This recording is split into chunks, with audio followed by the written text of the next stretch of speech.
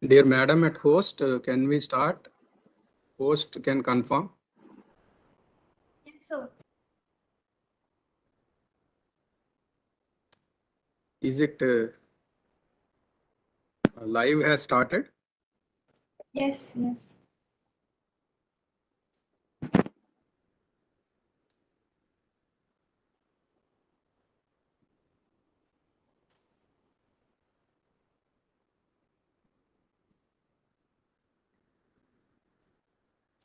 Thank you very much. Good afternoon, Madam. Respected Director, Dr. Ranjan Agarwal, respected Team Director, Dr. Anandavalli, respected RC Chairman, Professor P.K. Sikdar, my colleagues and professionals from industries and participants who have joined this event. I welcome you all for this Industry Connect event on safe, smart, and sustainable mobility. So it is a part of 75 number of events which are started by Ministry of Science and Technology and Ministry of Earth Sciences. And at this point of time, I welcome you for this event. Now, I request Dr. Ranjana Agarwal, Director CRRI, to give a welcome address. Thank you very much, Dr. Madhu. Respected Dr. P.K. Sikdar, Chairman, Research Council, CRRI, and former Director of CSIR, CRRI. Dr. N. Anandavali, Director, CSIR, SCRC, and also Theme Director, CIE Theme. Eminent resource persons who are joining today's event from CRRI, from other laboratories of CSIR, from government organizations and from industry, all the stakeholders and participants who are joining us online. I extend a very warm welcome on my own behalf and on behalf of CSIR, CRRI for this 43rd event of iConnect, which is titled Safe, Smart and Sustainable Mobility. As we all know, nation is celebrating 75th year of its independence. We are calling it Azadi Ka Amrit Mahotsav and it's Amrit Kal. And as Honorable Prime Minister has said, to celebrate it across the 5 pillars, our freedom struggle, our achievements, actions, resolves, ideas and results. So I think each and every organization, ministry, department is celebrating this Azadi Ka Amrit Mahotsav with the gusto it deserves. And so is Ministry of Science and Technology has taken several initiatives to celebrate Azadi Ka Amrit Mahotsav. Vigyan Sarvatra Pujyate on Science Day. It was again a pan-national activity which government and Ministry of Science and Technology has undertaken to bring the importance of science to all sections of the society. And now the government of India, Ministry of Science and Technology and Ministry of Earth Sciences have come forward to organize 75 numbers of iConnect events so that industry, R&D organizations and government can work together. We always talk about triple helix model, and industry is a very strong thread in this triple helix model. So when the work carried out in the laboratories is being transferred to the industry and then the product and the technology is used for the service of the masses, that's the real outcome which is desired. So this iConnect program gives this opportunity to connect all these 3 threads when the R&D organization, government and industry come together and look at the issues and the solutions which science and technology can provide. We are very fortunate that among 75 events, CSIR, CRRI have been chosen for hosting one event on safe, smart and sustainable mobility. I would like to emphasize here that CSIR CRRI is celebrating its 70th anniversary. The institution was established in 1952, and it has created a mark not only nationally but internationally also in the field of research and development in roads, highways, transport, traffic, bridges, subsoil investigation, ground improvements, etc.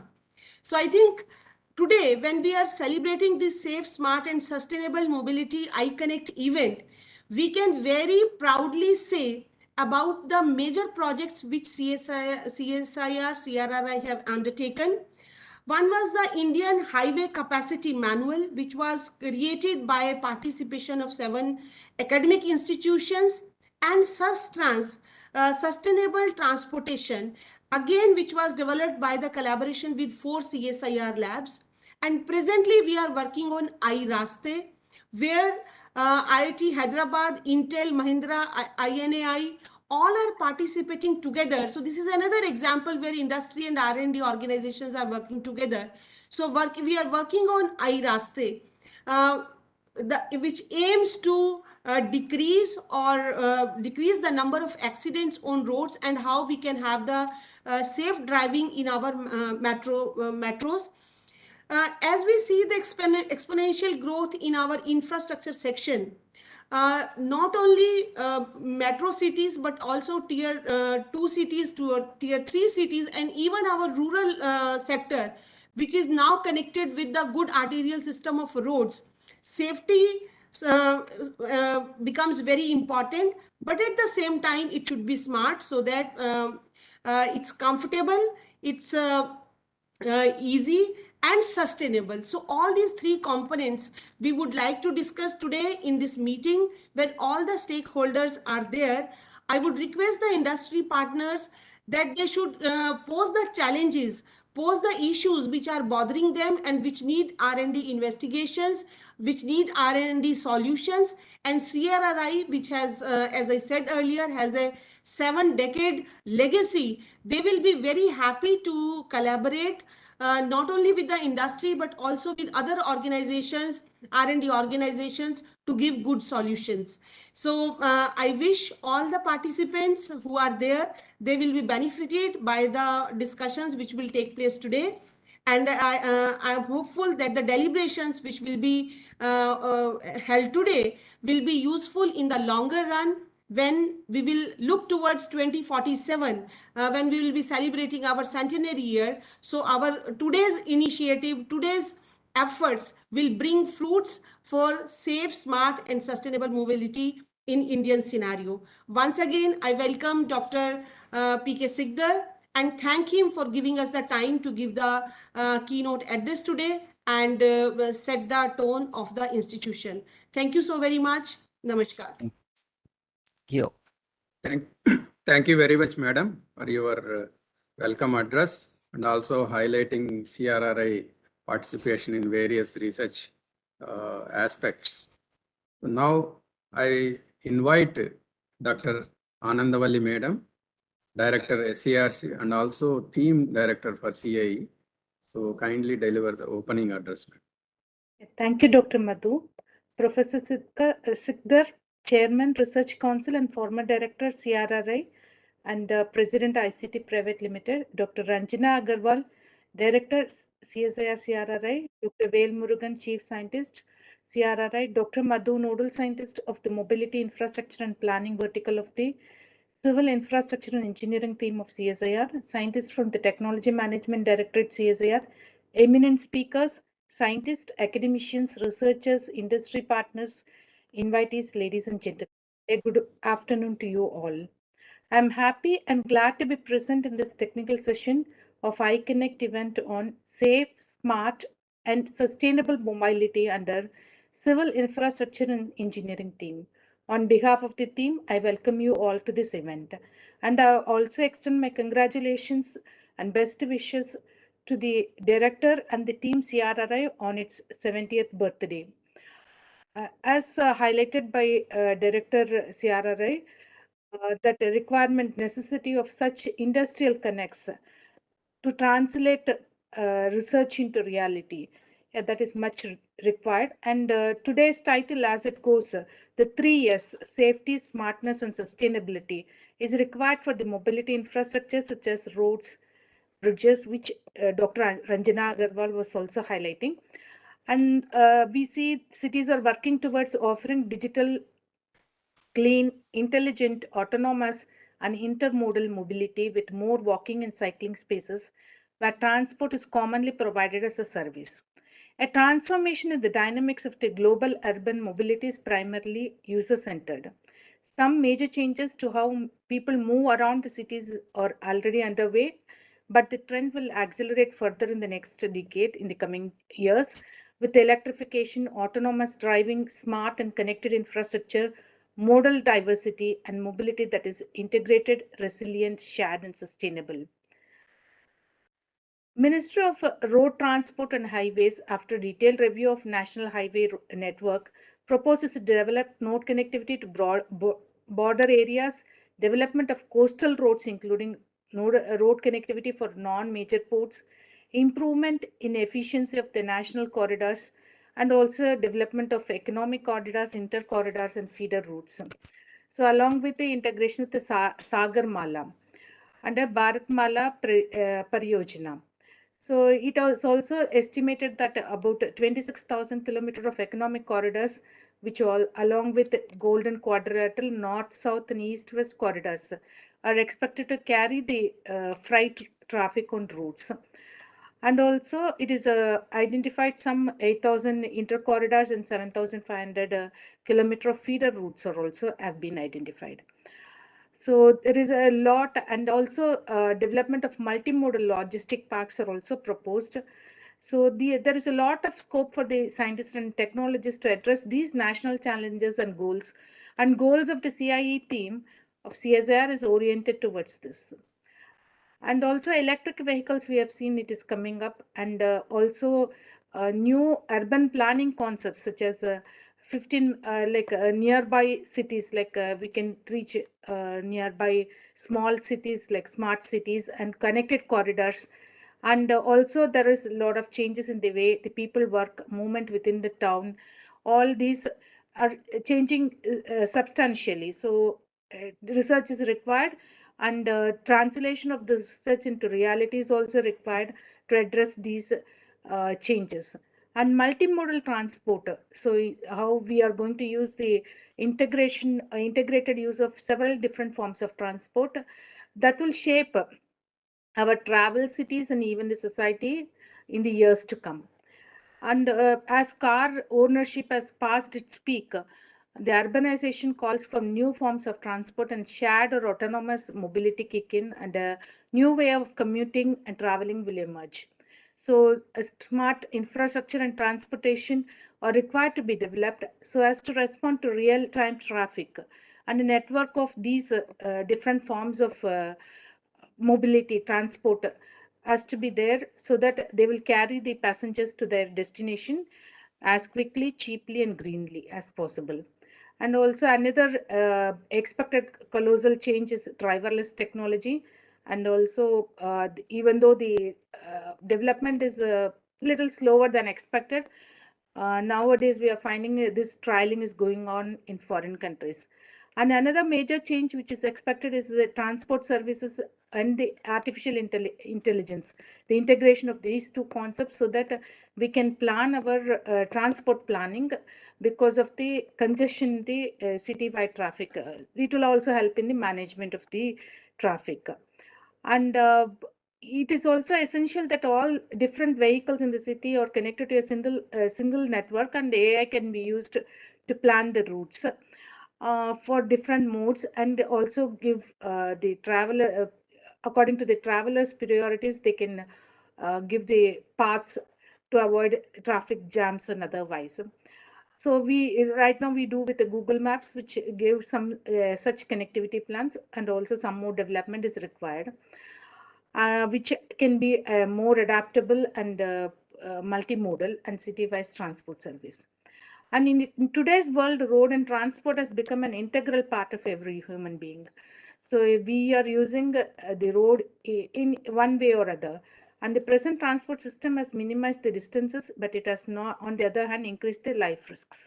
Every year, road crashes results in loss of lakhs of lives and serious injuries. So there is a need to build the safe systems, and road and roadside infrastructure is the key for that. And the road needs to be predictable, and the design has to be accommodative, so that the people can judge the speed, and also provision of other additional lanes and other things, so that the accidents are prevented. And roads infrastructure mechanism to alleviate these accidents are required to be implemented with proven and tested technologies to create safer roads. So in this session, you will be listening more on city mobility and road safety. I would like to conclude with a Thirukural, Ollum vaayellam vinenendre ullakal sellum vaay nokki seyal, which means that when there is a way to perform, aim for excellence. If the ways of performing a task is not known or not clear, search for a way to accomplish the task. And I congratulate the organizers of this event, and then best wishes for the success of this event. Thank you all. Thank you, madam, for your warmful opening address and also emphasizing the smart systems necessity for our cities in these days. And now I invite Professor P.K. Sikdar, our RC chairman, to give a plenary talk. Before that, I will give a brief introduction. Professor P.K. Sikdar is a well-known, renowned professional of the country, and also having exhaustive knowledge in the traffic and transportation area. Those who are in this field, everybody knows about him. He was a former director of CRRI also, and he was professor in IIT Bombay. And now presently he is guiding as the chairman of Research Council. So with this introduction, I will request Professor P.K. Sikdar to deliver plenary talk for this event. Thank you, Dr. Madhu. Dr. Anandavali, the theme director as well as director of SCRC, Chennai. Dr. Agarwal, the director CRRI. All the other speakers, my colleagues from CRRI, industry leaders, invitees, and attendees of this iConnect event. This is Industry Connect event being conducted by CSIR CRRI under the umbrella of collaborative research promoted by CSIR as part of this 75 events that is mentioned by others as part of Azadi Ka Amrit Mahotsav. Now, this presentation on smart, safe, and sustainable mobility, which is the need of the country, as Dr. Anandavali as well as Dr. Agarwal has mentioned repeatedly, under one of the eight themes identified by CSIR, and the theme is civil infrastructure and engineering.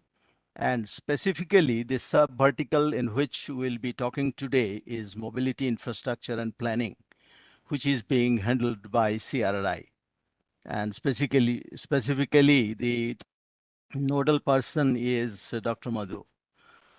In its existence for last 70 years, CRRI has produced large number of products and technologies for the country through its research.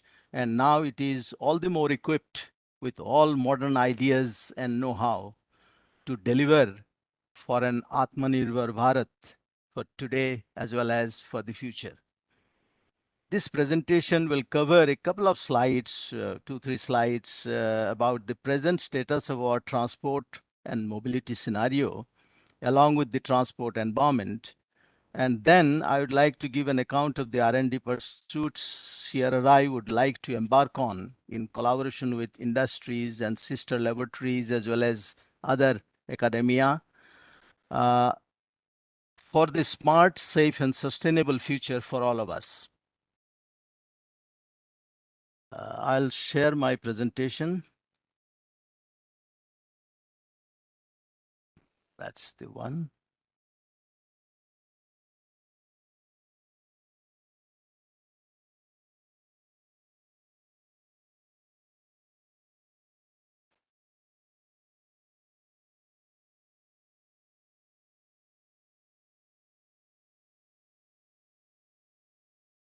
Okay. By middle of this century itself, 50% of the country's population will be living in the urban areas. And McKinsey report some 10 years back said that by 2030 itself, some 70 cities will have more than million people.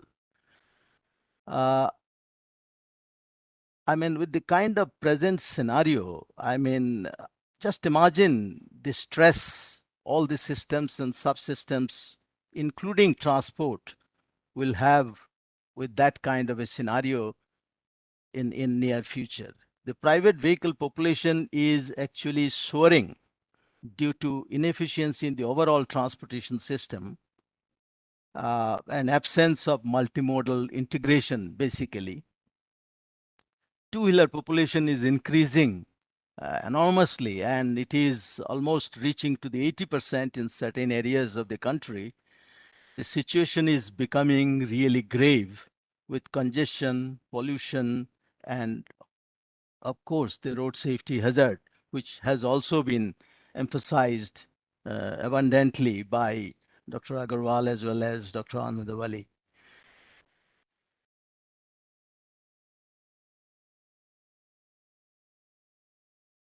The transport accounts for 23% of global carbon dioxide emission. It has actually doubled in a span of 15, 16 years. And out of this, 75% is from the road transport alone. Imagine the health impact of all these, which is really enormous. And as estimated in India, 12.5% of all deaths are connected to air pollution related diseases in one way or the other. Transport sector's enormous contribution to GHG emission is to be arrested and better managed. That should be a particular aim of the researches to be taken. On the other hand, suboptimal infrastructure operating with gross inefficiencies have abnormally very high demand of energy, of course. And transport sector alone consumes 30% of total energy demand in the country, out of which 70 to 80% is consumed by road transport alone. Further, in the share of global energy demand for transport sector, India's requirement is almost 10% of this total global demand for transport. Now, these deficiencies in transportation systems depicted in terms of congestion lead to a loss of something like 1.5 lakh crores of rupees during only the peak hour itself in 4 cities in the country, Delhi, Mumbai, Kolkata, and Bangalore. Just imagine for the day as well as for the year and year after year. Road safety situation is also alarming with more than 150,000 deaths in road accidents every year, where 80 to 85% of the victims are the vulnerable road users. They are the poorer lot of the communities. India loses something like 900,000 crores of rupees every year due to these road accidents and injuries, which is something like 3 to 5% of our GDP. and it clearly shows a very negative developmental impact. Now, sustainable, smart, and safe transport development would mean an integrated development of all modes with their complementary roles. Exploiting, of course, the competitive and economic advantage of each mode in the context of mobility needs. We need to unlock the potential opportunities for e-mobility transition as well, leading to net zero emission in public transport as well as from all other modes.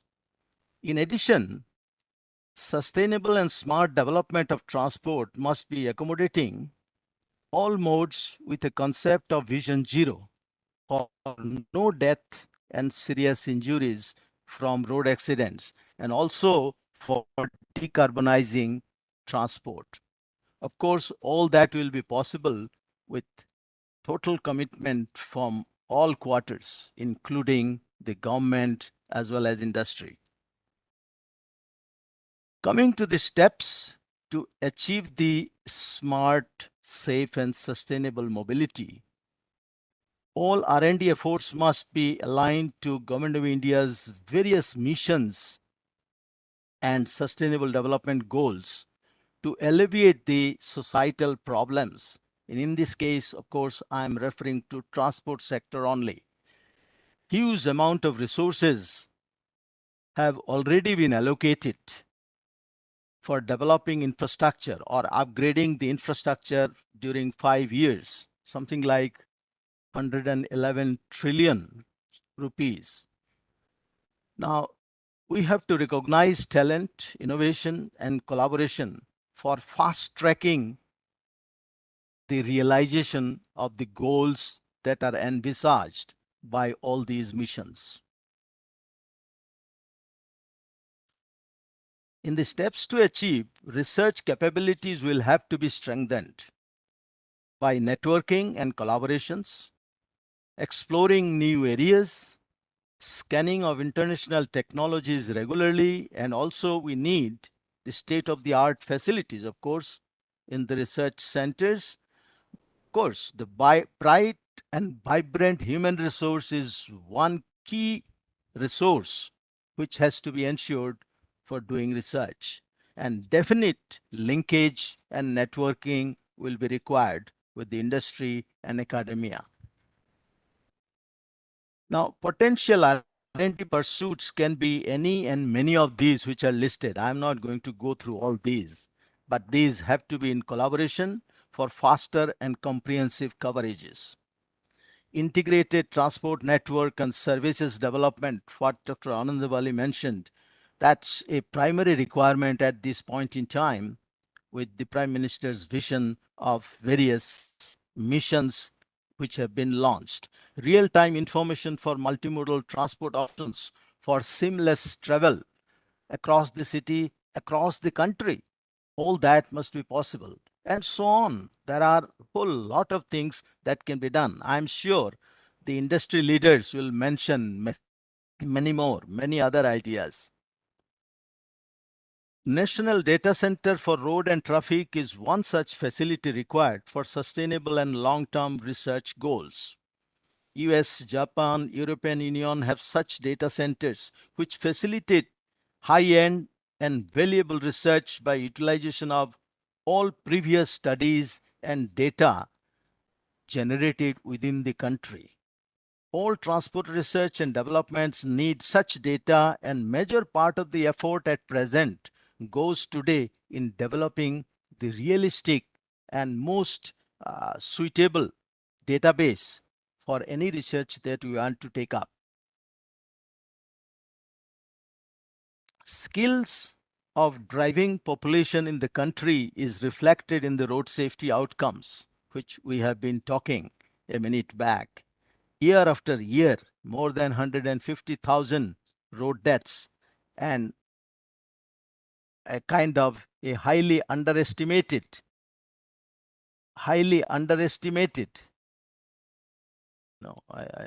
right. highly underestimated figure of 5 lakh injuries. Because World Bank and WHO says that it is something like 4 or 5 times of that, both injuries as well as fatalities. To follow the international experience of driver training and testing, an elaborate simulator-based training would ameliorate the problem of poor driving skill that we have on our road, which results into all these accidents and consequent ills. Artificial intelligence and machine learning have become most desired way of handling specific problems, and transport sector has enormous possibilities of adopting AI and ML. AI and ML techniques should be used to improve the performance in the transport sector. Traffic management, road network, asset management, structural health monitoring, and many other tasks of civil infrastructures need AI ML. Thus, a center of excellence should be created with definite tasks and targets assigned for the next 5 or 10 or even 25 years, so that, as Dr. Agarwal mentioned, that by centenary of our independence, we must be able to be in a different platform than where we are today. This slide shows the key elements of the subvertical mobility infrastructure and planning. Thus, it is having a huge amount of research possibilities in the areas like city mobility planning. Is it okay working? Road safety itself, a lot is yet to be achieved in road safety. Intelligent transport system for making traffic and transport smarter in various ways. We do not have any intelligence in our traffic system today. Environment protection and the necessary infrastructure is again very, very important. Software application for import substitution, no doubt, as well as many of the softwares which we try to use often do not kind of represent our kind of environment. Now I would like to give a very brief account of some major research works delivered by CRI in recent past and those which are ongoing. Dr. Ranjana Agarwal has already mentioned, so I have to cut short there. The Indian Highway Capacity Manual, using 7 academic institutions in collaboration. Development of a guideline for application of technologies for sustainable transport system. Again, 4 CSIR laboratories collaborated and developed these guidelines. Delhi Research Implementation and Innovation Drive, working on 6 themes as indicated in the slide: air pollution, AI/ML, solid waste management, sustainable mobility, effective education, as well as water security. Now, a network of 35 institutions in collaboration doing all these different studies in these 6 themes. Now, CRI is involved in 2 of these themes: sustainable integration of public transport modes in Delhi, as well as the solid waste management. There is enormous amount of work done in 70 years by CRI in the solid waste management. Now, intelligent solution for road safety through technology and engineering, iRaste, that was also mentioned by Dr. Ranjana Agarwal, a collaborative project of 5 organizations. 2 tech giants like Intel and Mahindra are also involved along with others.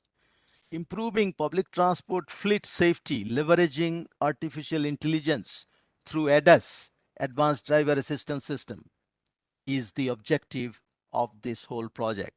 It is being developed and piloted in Nagpur city now, and target is to reduce road crash of public transport vehicles by 50% by end of this project. Development of trip generation Manual is another major project taken up jointly with 9 academic institutions.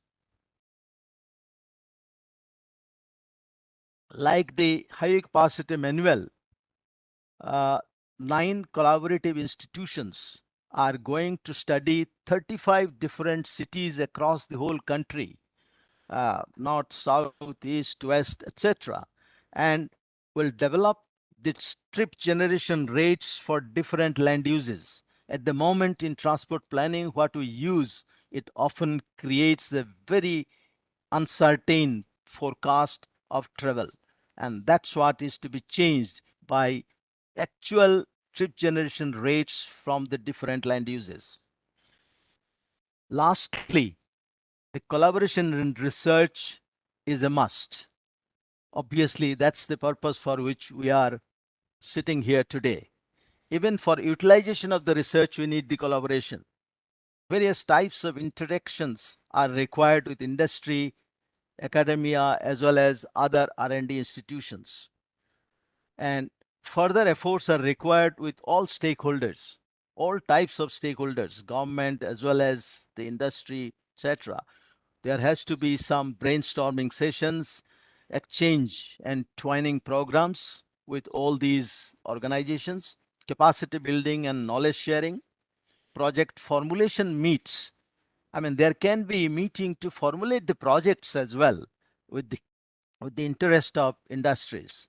Technology transfer and dissemination meetings also will be required. So through all these, we would like to achieve our better future, what we all envisage. Well, that's all I wanted to say. Thank you very much. Thank you, sir, for your excellent presentation. Starting from the need, and you touched upon the importance of collaboration and also showing the way forward, how we can achieve the goals and for our betterment of society. So at this point of time, if there are any questions from the audience, we can take it up. Otherwise, we can also take it up at the end also.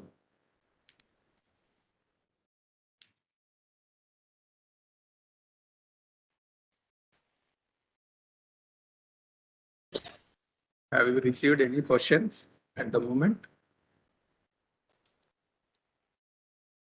Somebody is checking the chat box. Okay. Somebody written no. At no. the moment, no questions as told by host. Okay. At this point of time, then we will put hold for that questions. And Right. once again, we thank Professor P.K. Sikdar for his excellent presentation on this interesting topic. Now we will proceed to the next technical presentation session. Now I will request Dr. S. Velmurugan, Chief Scientist, CSIR, CRRI, take hold of this next session, inviting the speaker, Dr. S. Velmurugan. Thank you, Dr. Madhu. I hope I'm audible. Yes, Yes. yes. Yeah, thank you. So we have a long session lined up, which is covering from starting from mobility, then safe road safety aspects. Then we are going to have ITS aspects, then environment protection infrastructure and software applications.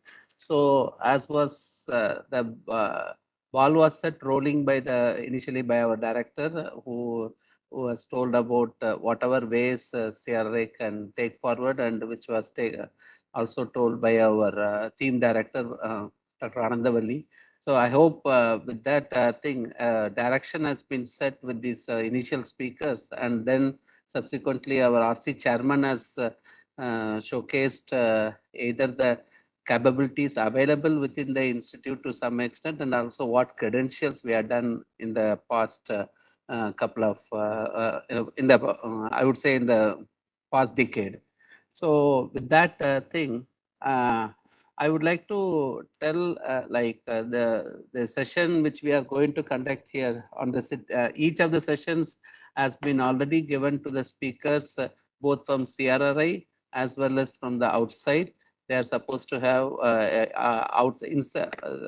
CRRI person is expected to tell the research directions, and also we expect from the industry people what way they can actually collaborate in this research, and what are the emerging ways which we can take forward this thing to a logical way of taking forward to the next level. So we expect our CRRI presentation to be for maximum of 12 minutes. Maybe I'll just, because the session is going to be very much 3.5 hour session, I have to keep the timeline in place. From that thing, 12 minutes, at the 12th minute, I will be requesting the speaker to wind it up in the next 1 minute or so. And afterwards, if there is any questions are coming, like we can take it up in the chat box. They can each one of you are expected to give, so that we'll take up the questions for each of the sessions at the end. After the session presentation by CRRI participant expert, then we'll have the presentation by the outside expert, maximum of 10 minutes. No. 5 minutes, sorry, 5 minutes, and you are supposed to complete it in 5 minutes. And then we have two industry experts are there for each of the sessions. Too much to time consuming. From that angle, we have kept it in that fashion. So now I will invite the first speaker, Dr. Abhishek, who is going to speak about the city mobility aspects. Dr. Abhishek is a senior principal scientist working in the transport planning and environment division. Over to you, Dr. Abhishek. Thank you, sir. I'm audible? Yeah. Yeah. Thank you, Morgan, sir. I would like to present. First of all, I will share my screen.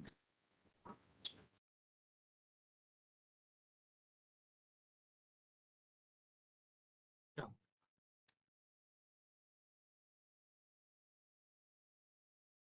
Good afternoon, all. Today, I would like to present on city mobility. And before going to in detail, I would like to present on what is the mobility. So, like in the earlier stage, like 50 years back, people have started about the traditional approach. That approach is vehicle dominated. Means what is a mobility? Mobility means moving of people from one point to the another point. So that is the concept of the mobility. It is a beyond the trip generation. And also now coming to the latest, the World Bank has done the study and has given a definition, redefined. So it's not like only the people moving from one place to another place. The people really need the accessibility to various urban services. It's not only one particular infrastructure. It can be like various urban infrastructure facilities. So it is a contemporary approach. This is very much needed today. And the people-dominated approach. This is a people-dominated approach. And if you adopt this kind of system, then we can provide sustainable transport, most efficient, equitable, environmentally friendly transportation. So, Professor Csir sir, India, I will just briefly tell about some part of the urbanization in India. So, coming to India, urbanization, like you can see that the graphs, urbanization is compared to the total population, the urbanization is the orange part, exponentially growing from last 40 years or 50 years. And today, you see the urban population, the total population in the current year is 35%. So coming to like towns, total 8,000 towns and cities are there in India. And also class 1 cities, 1 lakh population, more than 1 lakh population is around 468 cities. So coming to the modernization of India, almost in India, like this graph also you see like 1970 onwards, it started geared up and it is almost exponential. And you see most of the composition of the two-wheelers are 75%. And you can see like from the references of the MOTS transport book, like the two-wheelers growing at 10.5%, cars growing at 11.5%, and public transportation modes are growing at the rate of 6.7%. So, like if your motorization is increasing and also the population is increasing, so we need some kind of a mechanism to to provide the sustainable kind of system by using the various techniques. So I would like to talk about the community mobility pattern. So I already discussed about the composition of the vehicles. In most of the cities, You see that in the right side of the figure. So mode-wise split, various private vehicle and also public vehicle. Some cities private vehicle is dominating, some cities public vehicle is like equating the private transportation, but more or less, most of the cities private vehicle transportation is dominating. And similarly, like the average trip length, like mega cities, metro cities, and other cities. In mega cities, average trip length is more than 10 kilometers. So similarly, like if you see the most challenging issues and mobility issues in a transportation challenging point of view, there are 5 points out there. One is the growing economic impacts. So once economic impacts, increased car ownership, traffic volume, and it leads to traffic congestion. Similarly, road safety issues increases the speed and the speed point of view, and also the conflicts among the modes and increased accident facilities. So coming to urban sprawl, I have given the like what is a sprawl, and for example, if you compare the 3 cities, Hyderabad, Bangalore, and Ahmedabad. So the compactness index means the urban population in the sprawl area and urban population in the developed area. The ratio, you see that every city has a own kind of compactness, and this kind of it will be provides the more car dependency, increased trip length, high cost for extending infrastructure future services. So similarly, more important parameter, climate changes, global warming, higher emission levels, air and noise pollution. So this kind of everything will lead to the energy consumption. Transport consumes 30% of the total energy, and increased demand for fossil fuels, as well as increased greenhouse gas emissions. And if you see about the mobility management measures, more adaptable management measures are the dense housing, parking management system, improved cycling facilities, carpool or shared mobility, and transit-oriented development, and improved walkability, congestion pricing. If you adopt these mobility management measures, then we can provide the better mobility and also sustainability mobility in the any kind of the transportation system. So I would like to briefly explain about some like studies done by CRRI internally, major projects. I would like to discuss the what are the input variable, what are the objective, what is the input variable, and how this output can be utilized for the system. So now we have done the comprehensive mobility plan for the cities like Ahmedabad. So CMP study done by sponsored by the Ahmedabad City Police, Government of Gujarat. And from this slide, you can observe that the total road length network road length is 2,436 kilometers, and out of this 14% are the ring radial, and 38% subarterial roads, and 48% other category of roads. So the network, the percentage of the network and radial pattern will give the mobility and compared to the other kind of things. For example, if you see the traffic composition, like what I told already in the beginning, like India-wise, the two-wheeler composition is more in the Ahmedabad city. It is almost more than 50% of this one. If we have collected the data of the last 5 years, like traffic accident data. So most of the accident from the 2015 and we are compared to 2019, you can see the main like accidents in 2015 is the fault of the driver, and in 2019 the awareness programs, the fault of driver is reduced, but not significantly reduced. Similarly, the local over speeding, and also you can see over speeding, and also the driving, wrong side driving. These are the main important parameters in cause of the fatal accidents. Similarly, what we did is here developed a comprehensive mobility plan. We have to develop what is the current demand, what should be demand for the horizon year. So present data, we have collected various traffic data. We developed like travel demand model. It is a 4 stages: trip generation, trip distribution, mode choice, and assignment. So the assignment part is more important, how the traffic is coming on the road and what kind of traffic is coming on the road, like whether it is private traffic or public traffic. So we have done separately model for the private traffic as well as the public transportation for the base year as well as the origin year. So based on the origin year demand, we can estimate the policies. We can develop the policies and strategies. You can see the down portion. We have given the policies for the bus road transportation system for different phases for the extending existing already BRTS already existing is there in Ahmedabad transportation system. We have provided the strategies for the extension of connecting the Gandhinagar and also the Ahmedabad cities. So this kind of output will be very much useful for the development of policies, as well as we have also suggested road safety audit for the various identified corridors where the traffic accidents are more.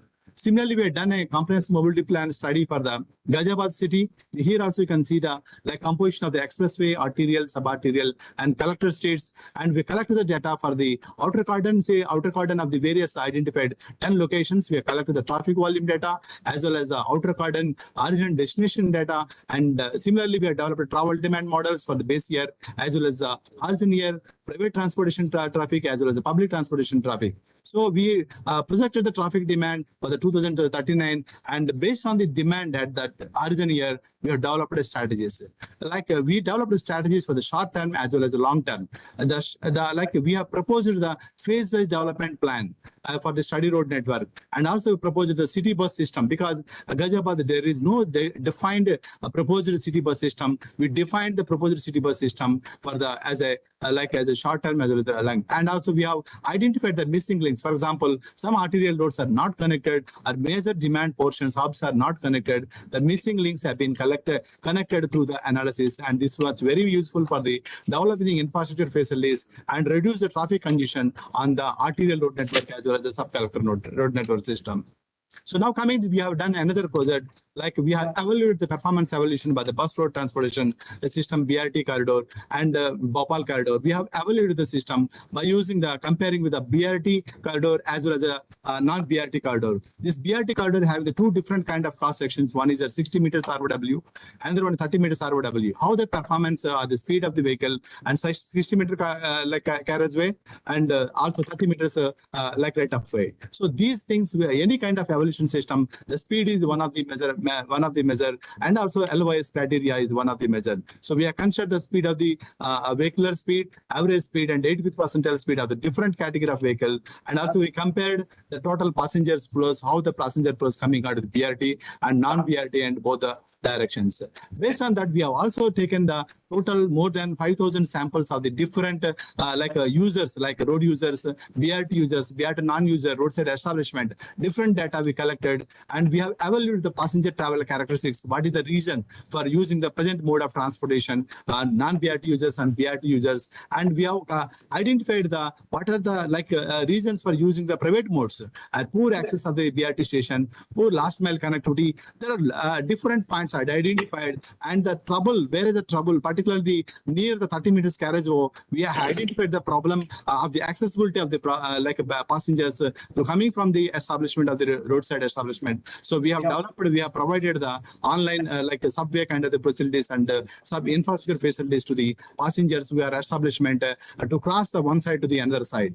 So these kind of the studies we are here have the capable to make the evaluate system and capacity analysis. Already Professor Csir sir already told about highway capacity development, highway capacity manual, and also we are currently doing trip generation manual. So we are capable to do any kind of transportation and traffic engineering kind of system for any city, or whether in India or maybe abroad. We are capable to do any kind of analysis. We have internal manpower is there. Also research associates and research scientists are there. So we can do any kind of the problem. Now I would like to integrate what should be the future mechanism. So another one minute. I will close.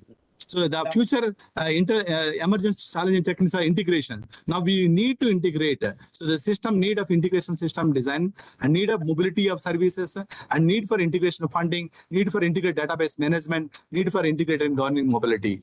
And finally, the final slide, I would like to explain about the importance of stakeholder involvement, where we we had CRRI can jointly do research with the industry partner, particularly the upcoming electrical mobility, ITS technology improve mobility services, transit-oriented development problems, and impact of shared mobility and public transportation, mobility for all, sustainable mobility, redeveloping urban spaces like land use management, road design improvement for pedestrian safety, and freight movement. These are the very important points which is required for the society to reduce the traffic congestion, also reduce the accidents, to improve the system safety, and this can be very much important to collaborate with the industry. That's all about my presentation, sir.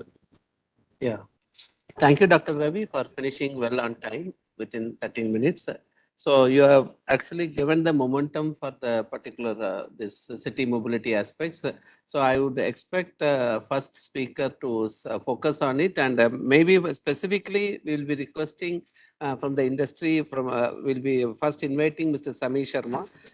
I request him to speak specifically about what in the aspect of city mobility, what type of implementation and coordination is expected among the organizations to address this aspect of different aspects of city mobility problems, and any problems which are faced by the industry while in this particular field. And thirdly, what is expected by the industry from research institutes like CRRI. So before I request him to speak on these 3 points, I'll just briefly introduce Mr. Samir Sharma. Samir Sharma is a person with a civil engineering and the masters in transport planning from SPA New Delhi. And he is one of the person who has worked in RIMS for quite long as a vice president and head of the transport planning division. Presently, he is working in one of the vibrant organizations like Multimodal Integration Expert in the capacity of Multimodal Expert in National Capital Region Transport Corporation, which is building up our 3 hubs. So is the right person to talk on this topic. Thank you. Over to you, Mr. Samir. Thank you, Dr. Velumurgan. And thank you, CRRI and CSIR, for inviting me.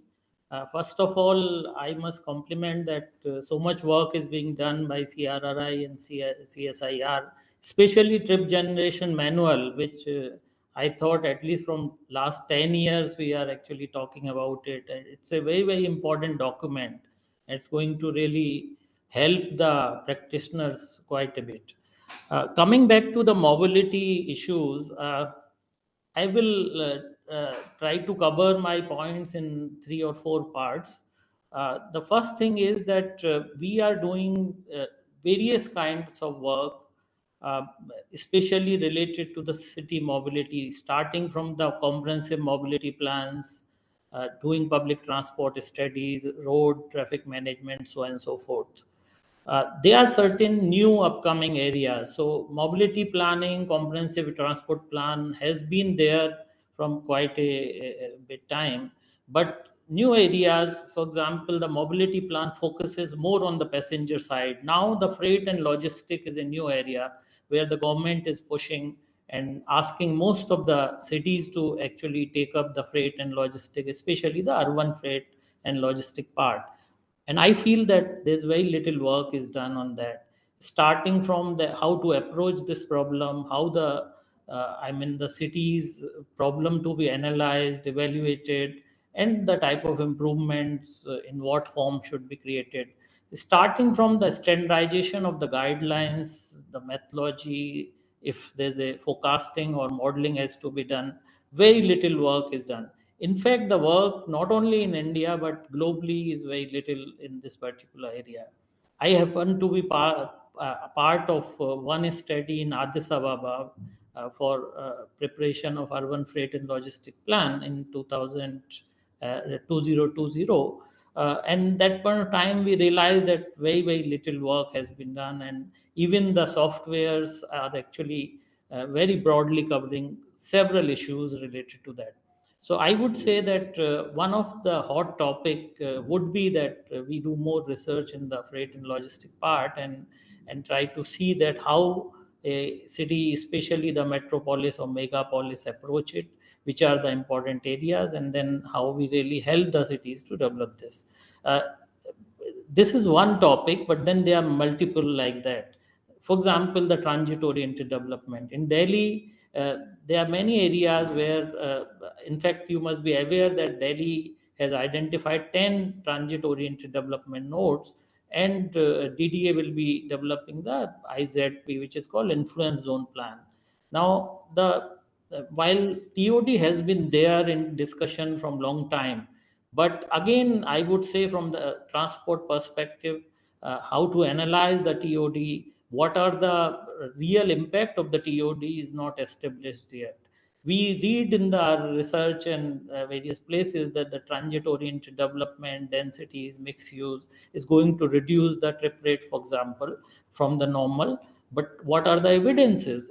We have not seen any evidence except very few research papers. So we have to really establish these principles that in our environment, how and what form of TOD, up to what level of the mix of the different use and different criterias is really making sense. These questions are still not answered in our case. So I would say from the transport perspective, in these new areas, there's a lot of potential to do a lot of work. And in fact, I have been part of one study which we did for Yellow Line, where we, with one international firm, we developed some kind of, tools where we try to assess based on whatever data was available to see the impact of TOD on the various items of it. But that's a very, very limited kind of work which cannot be expanded to cover even the different regions and different cities. But I would say that if we really want to really see the impact of TOD, we really want to plan the TOD in real form,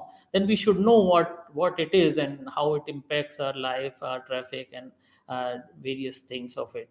So one part is that these new areas, the same applies for electric vehicles, multimodal integration. We hear multimodal integration, but I have been involved in at least 100 projects of multimodal integration of various types, and I find everybody understand it very differently. There's no standardization what you mean by multimodal integration, how to evaluate it in a, let's say in a interchange, a complex interchange. If I want to really evaluate that, what is the efficiency in terms of multimodal integration, I don't have any guidelines to really set my data against that and benchmark it. So there are a lot of these new areas which are, real life, we are struggling with taking a lot of assumptions. So I would say that that is a very good point to start with, where Okay. some of the focus can be done. 2-3 more points I'll quickly Yeah. indicate, because I know the time is very little. So other points are that, for example, there are a lot of relationship of or elasticities other countries or the cities have. For example, how the fare and ridership actually relate, how the different patterns, for example, the public transport access with the parking or vehicle ownership impacts. These elasticity values are very, very important from our perspective. We don't have any research, actually real research on this.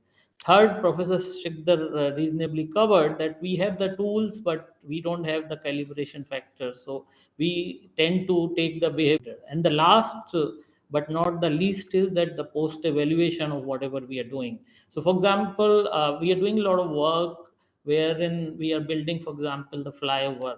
Some people say that flyover in urban area is not good. In some places, probably it is good. Some places it is not good.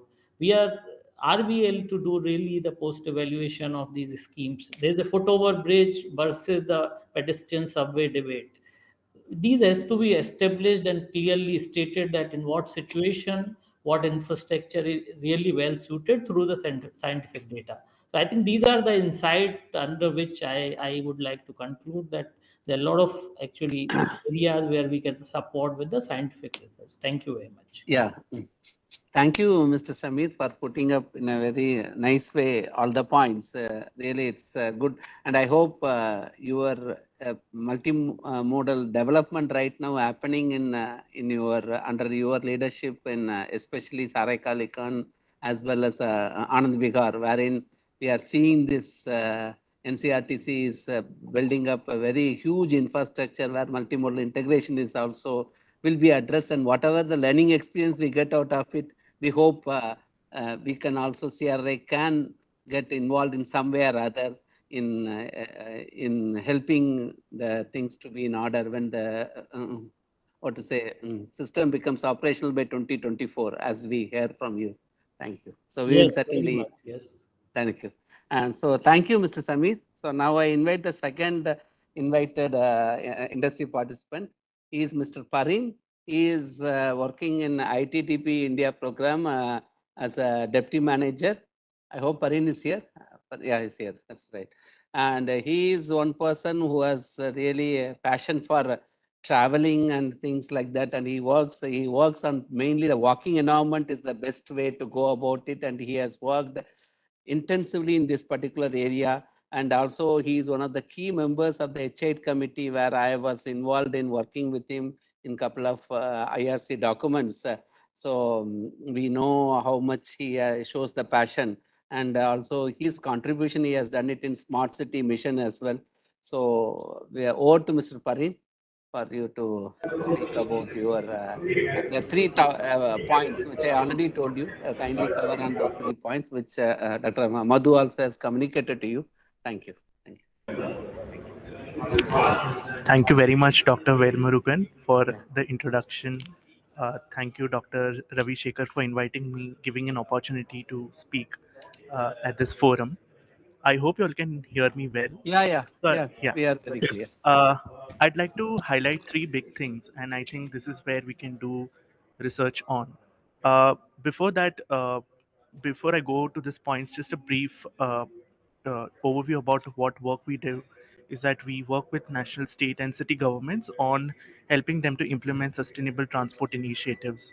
So, primarily also seeing how we can make our cities, streets, convenient to walk, cycle, use public transport, manage parking. So my basis will be around what our experience has been with working with different kinds of cities, right from tier 1 to tier 3 cities. My very first point is that in the national urban transport policy, the first thing that stood out was that we should look at streets where we move people, then we move vehicles, and I think that's a very strong point. However, over many years, we have looked at the street design more from a passenger car unit, whereas a lot of cities across the globe are now moving from passenger car unit to passenger carrying capacity. Because what is important is that how many people you are able to move. And also, the streets are not just about moving people, but also you would like to spend time on the streets. You would like to, have a good experience. You would like to sit with your friends. So now, with the limited street space that is available, if we have to efficiently move people, efficiently move goods, at the same time make streets livable, there is certainly a calibration of the street space that is required. So, how much space that we give for carriageway, how much space that we give for footpath, there is always this street fight. So, I think it's very important when our cities, especially in tier 3 cities, arterial roads are actually below 18 meters. They're not even like 30 meters or 45 meters. That's the reality of our Indian cities. And if you want to efficiently move there, and a lot of cities today considering cycle tracks, bus priority lanes, there is a recalibration that is required from carriageway. And often the engineers, they, because they follow the PCU approach, it doesn't let these kind of initiatives go ahead. So I think there is a research that is required on how we can, as Samir Sharma rightly pointed out, we need evaluation of how efficiently the street is carrying people with these initiatives, plus also how we can actually come up with passenger carrying unit then uh, person car unit. So that's my first observation. Second thing, as I said, street design is itself a big challenge because there's so much pressure on streets. There is different vehicles, a lot of people on the street, street vendors, so many people using the streets, and within that limited street, there's a lot of pressure. One of the things where cities face challenge is that because a lot of our guidelines says that the carriageway width should be 3.75 meters or 3.5 meters. Eventually there is a lot of compromise that is done on the footpath space. Eventually what happens is that the pedestrians walk on the footpath, and there is, sorry, walk on the carriageway, and there is road safety issues, plus often over space that is given to the carriageway space, it near the curb edge, it is taken over by parking. So I think if we can optimize the carriageway widths, and if we can do research around how 3 meters can perform also well, a lot of cities across the globe, including New York, even Indian cities, are now uh, testing 3 meters carriageway, and a lot of prima facie reports have come that this is working well, both from the road efficiency point of view plus road safety. So I think this is somewhere we need to see how we can look into it. The third thing which Shamir Sharma sir also pointed out was on how do we understand TOD, and if we want people to change their behavior with respect to transportation, if we want congestion-free environment, it is also that we need to promote people to use space efficient modes, which is either cycling or public bus transport. I'm talking about the road transport. And of course, more cities are building metros and really pushing public transport. It's good for us to also look at the urban planning aspect, where how cities that are designed for better walkability, better reach to public transport, that has a big connection. So actually designing streets, urban blocks which are walkable, which are easily reachable, and its impact on transport choice and emissions will make a great impact, such kind of studies. And my final submission is that this is more of a comment, where a lot of the guidelines that we design, often a lot of us use essentially our private vehicles, cars, but when it comes to the design of cycle tracks, uh, often we don't cycle, and we really miss on to the sensitivity of what a cyclist would need, or what a pedestrian would need, or a public bus user would need. So I think there is a bit of a capacity development that's also required within the various organizations that can sensitize them towards the needs, right from design physical infrastructure also. Yeah, so with this I submit my Thank you. points. Thank you, Mr. Parin, for putting up in very nicely. This passenger carrying capacity is one we are debated at quite length in H8. I think that is one of the areas which you feel we need to be researched. I also fully agree with you. The other points are also very interesting points. We will just take it forward and hope we can try to make some sort of a joint proposal to bring it to the next level in terms of doing a research and bringing out some tangible outputs, I suppose. Thank you. So I just want to inform all our invited speakers. I just learned from Dr. Madhu, 114 people have joined. So kindly just note that across the country. So it is not that only you people are just speaking to us only. It is separately that invite that all the participants are joining through another link which Dr. Madhu has created. So people across the country, around 114 have joined. We hope more will join. So with this, I will just end this particular session, and I will go forward to the next one. In the meanwhile, I was looking for any questions from any of the participants 114. I don't see here. Host, just my Dr. Madhu is checking it up with the host. Till now, I have not seen any questions. Anything is there? So, any of the participants want to say anything? Our experts? No. Thank you. Okay, so thank you, Mr. Samir and Mr. Parin. So, we'll go to the next session. And so that is basically one of the major areas which under the large umbrella of safe, smart and sustainable mobility, the road safety aspect. So Dr. Ravinder, who is a senior principal scientist and head of the transport planning and environment division, he will be making a lead statement here, and followed by two experts, outside industry experts will speak. So now I invite Dr. Ravinder. Floor is yours. Thank you.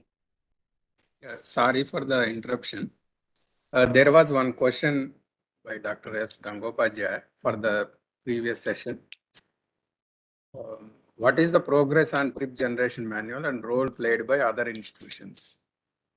Sir,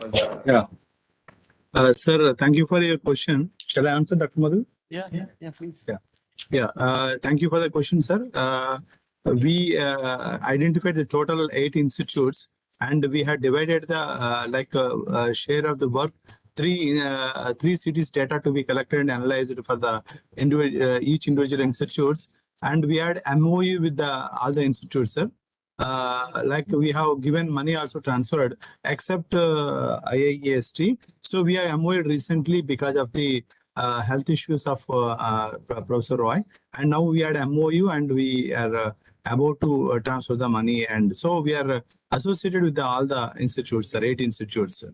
That is my answer, sir. Thank you very much, Dr. Ravi. Another question is there, Dr. T.S. Reddy. The experience across the globe shows that it is very difficult to achieve more than 50% share of commuter trips in favor of public mass transport systems. So this makes sustainability of urban transport systems with the present state of urban developments. What should we be doing to make our city transport sustainable? Any of the speaker can take, or Ravishekar, Dr. Ravishekar. Samir, you want to speak? Samir, you're Yeah. there? Yeah. Could you listen to the question, Dr.? No, can you repeat the question? Yeah, please? Actually, it is very difficult to achieve more than 50% share of the commuter by the public transport system. So with that, what should be doing to make our cities transport sustainable? Okay. My answer to this is that globally and also in India, we feel that the strategy of push and pull eventually has to be worked out. So it start with the pulling of the people from the private vehicle to public transport by creating a good public transport system. Now, right now, for example, if we think that our old buses and very low speed congested environment where the buses actually struggle to make even the 15 or 18-kilometer speed, if we can attract our people who are going by the door to door by scooters or cars, that will be very difficult. Even the type of like that environment, the type of buses and type of metros and rapid rail system, we have to really actually compete with the cars and two wheelers. So we have to come as close as possible by multimodal integration, by improving the public transport quality. So first is the pull strategy, where we improve the public transport system and try to make it as competitive as possible, close to the private vehicle. The second is the push, which is called the demand management, which follows once you are done with this, the entire accessibility of this, where you start increasing the parking rates, you start actually creating some kind of congestion pricing and so on and so forth. This is the only instrument actually till now we have understood to kind of make your cities. Otherwise, it's very difficult to control the private vehicle uses. Thank you, Sri Samirji. Another question is from Mancharla Pandu.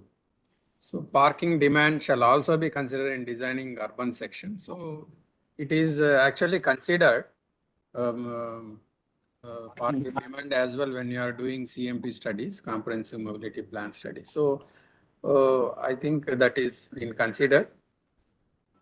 So another suggestion from Dr. S. Gongopadhyay was for the previous session, which CRRI is a global institute and you should have collaborate with international organizations like TRL, ARR, BCSR, South Africa, World Banks, like that.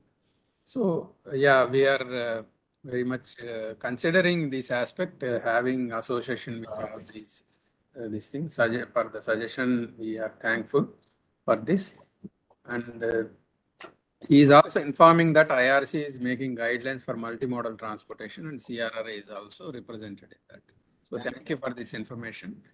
And now we reach the end of the questions. Now we can proceed to the next session. Yeah, Dr. Ravindra. Try to complete if possible 10-11 minutes.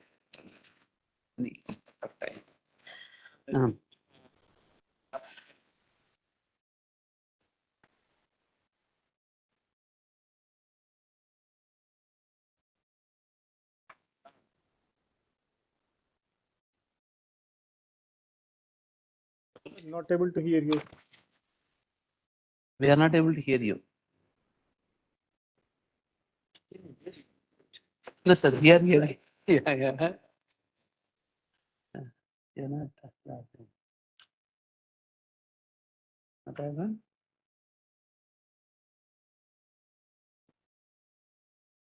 The slides are shared.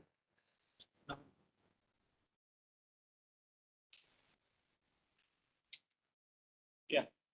Visible? No. Yeah. Huh? Yes. Yeah.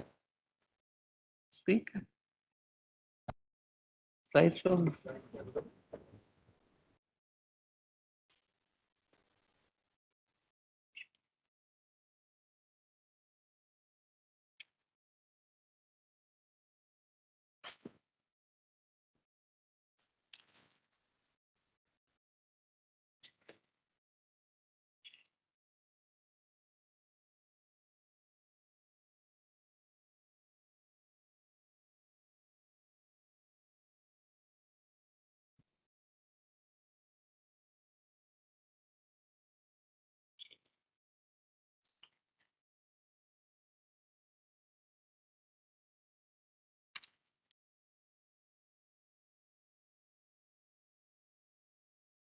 Okay. Yeah. You speak. You speak. Yeah. Audible.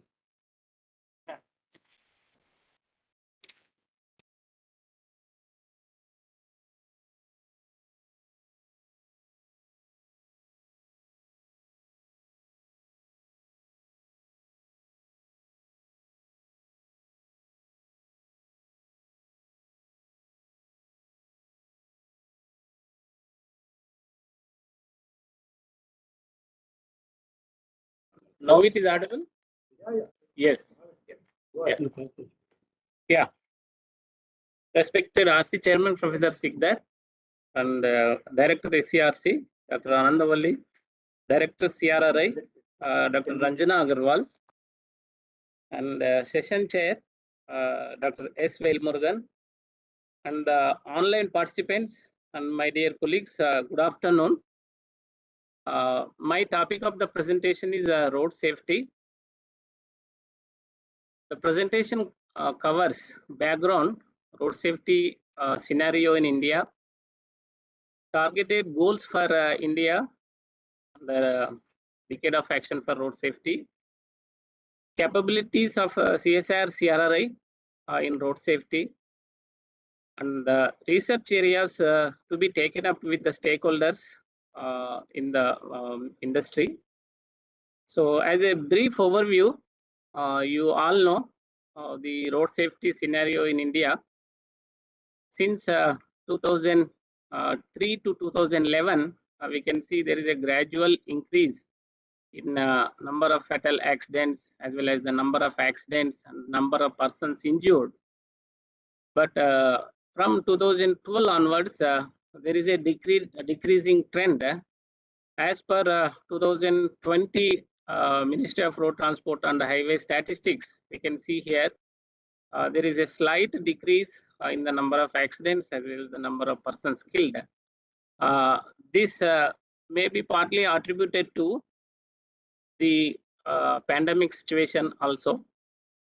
So as we all know, as per the 2020 accident statistics, 1,31,714 deaths were occurred, which we are contributing about 10% of the world road total deaths. So about 361 deaths per day and 15 deaths per hour. So this is the everyday one jumbo jet crash is occurring, but it is spatially over the India. So if we see the severity index since 2005, there is a gradual increase. 2020 recorded about 36. So there is no decline in the severity of the accident is concerned.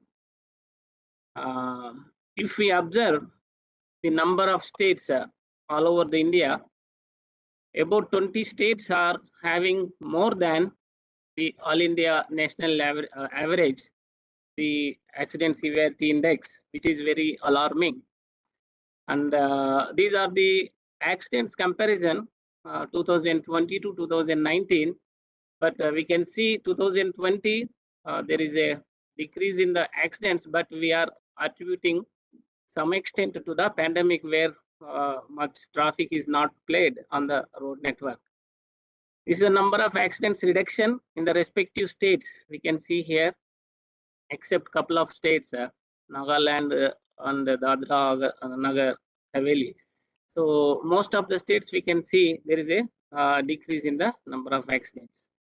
So the decade of action for road safety, initially it was declared is 2011 to 20. The target envisaged was 50% reduction in road deaths as well as the accidents. But after the review, the target date was reviewed 2030. So what are the capabilities of CSIR, CRRI in road safety? So CRRI conducted a road safety audit of the MDR, ODR, and the PMGSY roads, as well as the national highways and the state highways, which all over cover over the India. Then road safety audit of expressways, and developed the driver simulator, and CRRI conducting the skill development programs. For the last 10 years, we have trained about 3,500 roads trainees, exclusively about 500 road safety auditors, the 15 days program. So I will go briefly about each type of road safety audits, each type of road. So we have conducted the road safety audit of the MDR, ODR, and the PMGSY roads, which covers different states, Uttar Pradesh, Odisha, Chhattisgarh, Bihar, and the Gujarat. So the problems are very similar and the conventional. So solutions also are similar in nature, but we can see here is a profile correction is required because existing road they have widened, they could not make the profile correction. Then similarly in the national highways and the state highways, we have done couple of road safety audits in the state of Odisha and the Uttar Pradesh and Bihar. So we, based on our measures, they have nicely developed they have nicely implemented the road safety measures, which we can see here.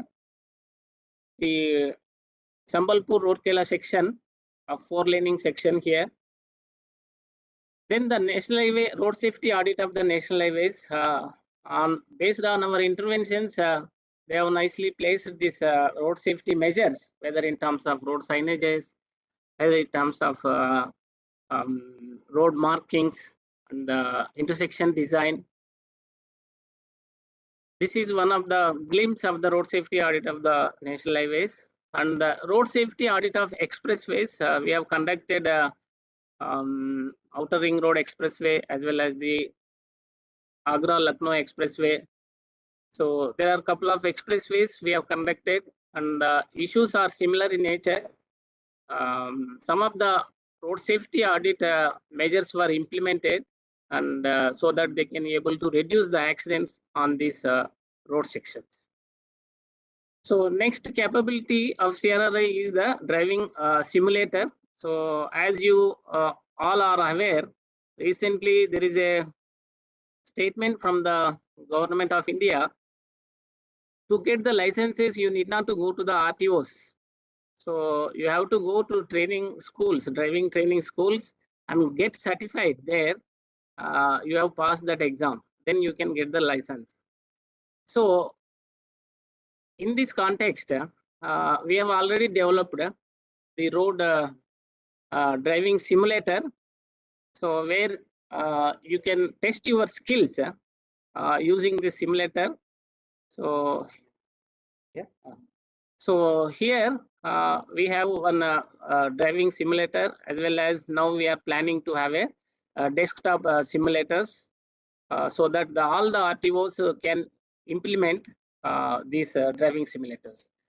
So the research areas CRRI can take up with the different stakeholders is the development of crash testing facility and highway road safety manual, then development of driver drowsiness detection system, and the application of artificial intelligence techniques to enhance road safety, and the installation of indigenous developed car simulator in the respective RTOs. This is the one area we can collaborate with the stakeholders, whether it is indigenous or abroad. So testing of the crash barrier facilities, we are now using only the European standard certified one, but there is no testing facilities available. Recently, the MOTH is given go ahead for the NATRIPS, but these are not enough. So initially, Csir started to have a simulation testing. After that, we want to go full size physical testing. So the other area we want to collaborate is the highway road safety manual, where the US and the other European countries have developed and have shown with using different road safety measures how much accidents can be reduced, how the crash modification factors can be developed. So this is the hour of the need for our Indian conditions. We are eagerly looking forward from the industry colleagues. The other area is, as our Honorable Prime Minister Narendra Modi is telling, in addition to conventional methods, we have also used the technology. Now technology base is very important. So in this connection, the artificial intelligence techniques to enhance the road safety is the one of the technique we are going to improve. One is the indigenous development of ADAS, advanced cache avoidance system to avoid crashes. Then development of driver dozy detection system. So if the driver is nowadays driver is driving about 350 kilometers, is a commercial vehicle. If he is continuous based on his drowsiness and high movement, we can detect the and also avoid by giving a warning. So driver drowsiness detection system. So this is the one we are using advanced driver assistance system in the Nagpur study IRA state. So which we have installed about 200 ADAS systems and studying the accident reduction as well as the alarms, how the alarms are impacted. So the another one which I have already told, development of driver drowsiness detection, depending upon eye movement, how the we can avoid the accident on our Indian highways. So the last one is the installation of indigenous car simulator, which we have developed. So we are in talks with the various RTOs so that how best we can enhance road safety on our Indian roads. Thank you. Thank you very much. Yeah, thank you, Dr. Ravinder, for giving an overall perspective of India. I hope I'm audible. Yeah, it is a perspective of what CRA is doing on road safety and what are the possible research areas where we can expect industry collaboration as well as even the academic institutes, because some of the things we may be requiring academic institute collaboration. I hope some of the faculty who are attending also will be showing some interest. So now there is no questions as of now. So we'll go to the next our industry presentation. Do you do the driving simulator developed by Csir? I have traffic simulator interface. Yes. Traffic simulator interface. Do you have, Madhu? Traffic simulator interface? Huh? Yes. It is there. Testing part, no? Only simulator. This thing. Yeah, it is there. It is there. Yes, it is there. Yeah, now we'll go to the industry presentation. In fact, Dr. Paul, MC Paul, who is supposed to join, he is held up in some official work in the Puri temple, wherein they are doing some work. So he is not in a position to join. So we will be requesting now the second industry partner to actually give his entire perspective. So he is Mr. Sotinder Kumar. So he is a person who has worked extensively in the our IRC committees, and prior to that he has got his basically a civil engineer from Malviya National Institute of Technology, that is MNIT Jaipur, and also post graduation he got from All India Management Association New Delhi in the year 2000. And he is a certified 15 auditor who has undergone this program of road safety auditing, and also he works in the 3Ms for the last almost 7 years or so. And he is working in many, he worked as a vice president of Indian Roads Congress also. So that way he has he is representing 3M, he is working in 3M for the last 7 years or so. I invite Mr. Sotinder Kumar to throw his viewpoints about how to do on the road safety aspects. Sotinder Kumar, floor is yours. Thank you. Thank you very much, sir. Hope I am audible. Yeah, you are audible. Yeah. So, very good evening, Director ma'am, eminent scientists from CRI, ladies and gentlemen. The theme road safety is really connecting each and every people of the country. And it is a really matter of concern to all stakeholders, including engineers, education department, then enforcement agencies and emergency cares. As stated by sir, that around 1.2 lakh people are lost their life in 2020, and around 3.48 people are injured. Though there is a little reductions in last few years, and last 2020, but yeah, one cause could be a COVID lockdown and all those things.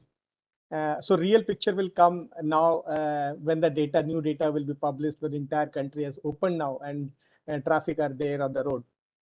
So though we are rectifying, though we are taking care of almost all aspects about the road safety, audit has been done from the design to construction to pre-opening, opening stages. But we are seeing that lots of accidents and a black spot are still developing as we move on increasing the kilometers of road every year. But one thing we just observed, that it has been observed that some of the high income company like Japan, Korea, Australia, New Zealand, so all those countries were able to reduce the accident drastically in last 10 years. But what we have seen that middle income countries like India, Malaysia, and all those countries were not able to do reduction in the accidents in that kind of pace. So what we understand that some of the field that area of the research studies and apart from the research studies, there is a high need of the allocation of the budgets and funds, especially for the road safety aspects. Now coming to the research and studies that requires immediate attention related to road safety. I have listed on around 5-6 points related to the study part. So I'll go one by one to it. So I'll start my first point with that star rating system, which is right now is being done in the national highways. So right now, what we see that they have identified a few parameters like efficiency, safety, and user perspective. One rating is through the national highway, and another rating is also given by the IRM. So what we have observed, in some national highway, there is a very less black spot, and in some national highway, like if you consider NH4 and NH8, NH44 has got very high number of black spot, but still it has got the good rating.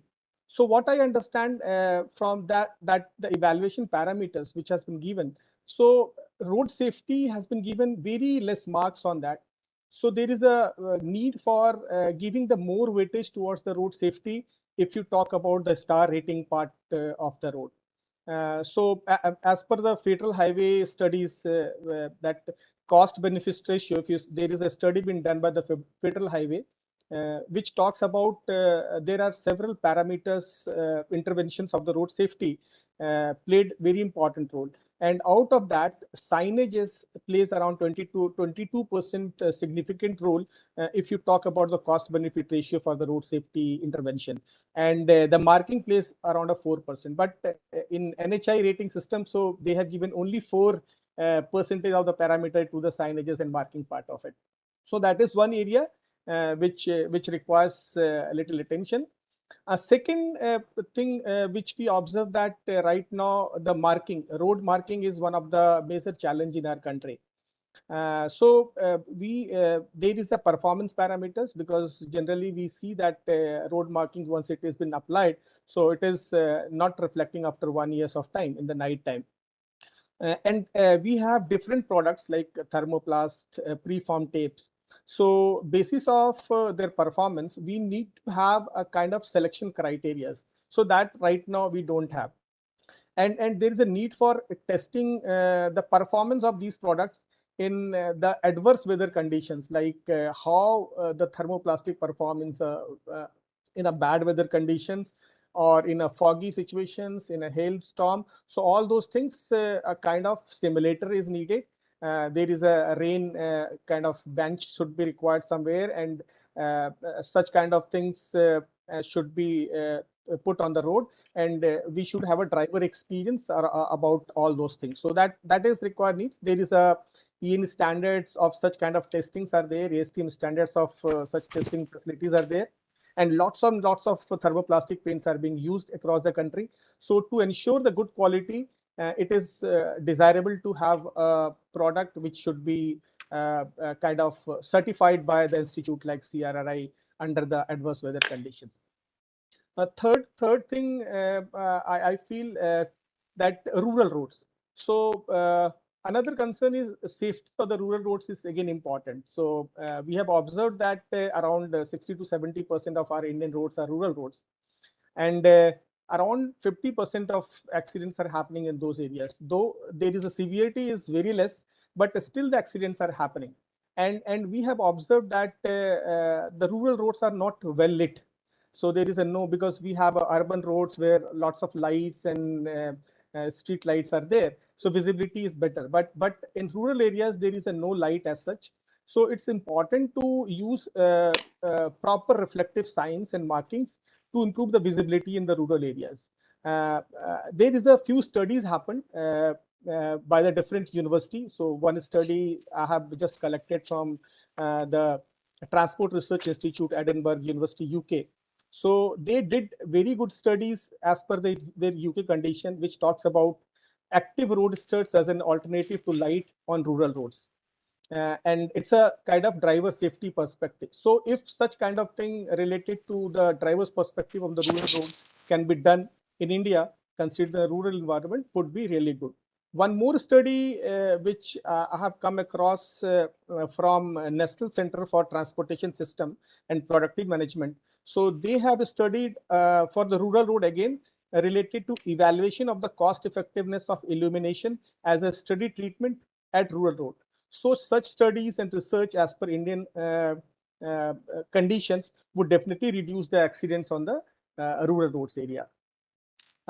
This is the third one. Now the fourth things which I believe is very important, and most of the person has already talked about it, that highway safety manual. So though it's great to know that it is being initiated by CRRI, and highway safety manual, which is equivalent to that which ASTO has developed. So now there will be lots of good things like safety performance of highway and street to improve and inform highway transportation decision making process would definitely going to increase.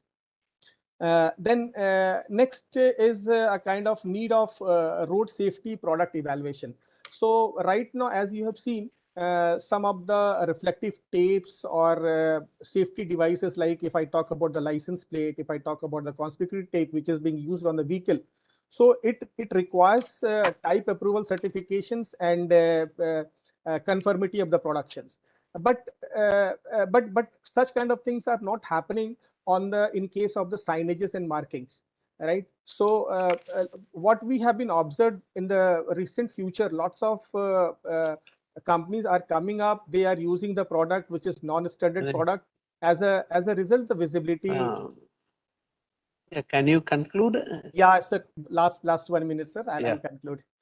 So this is another area.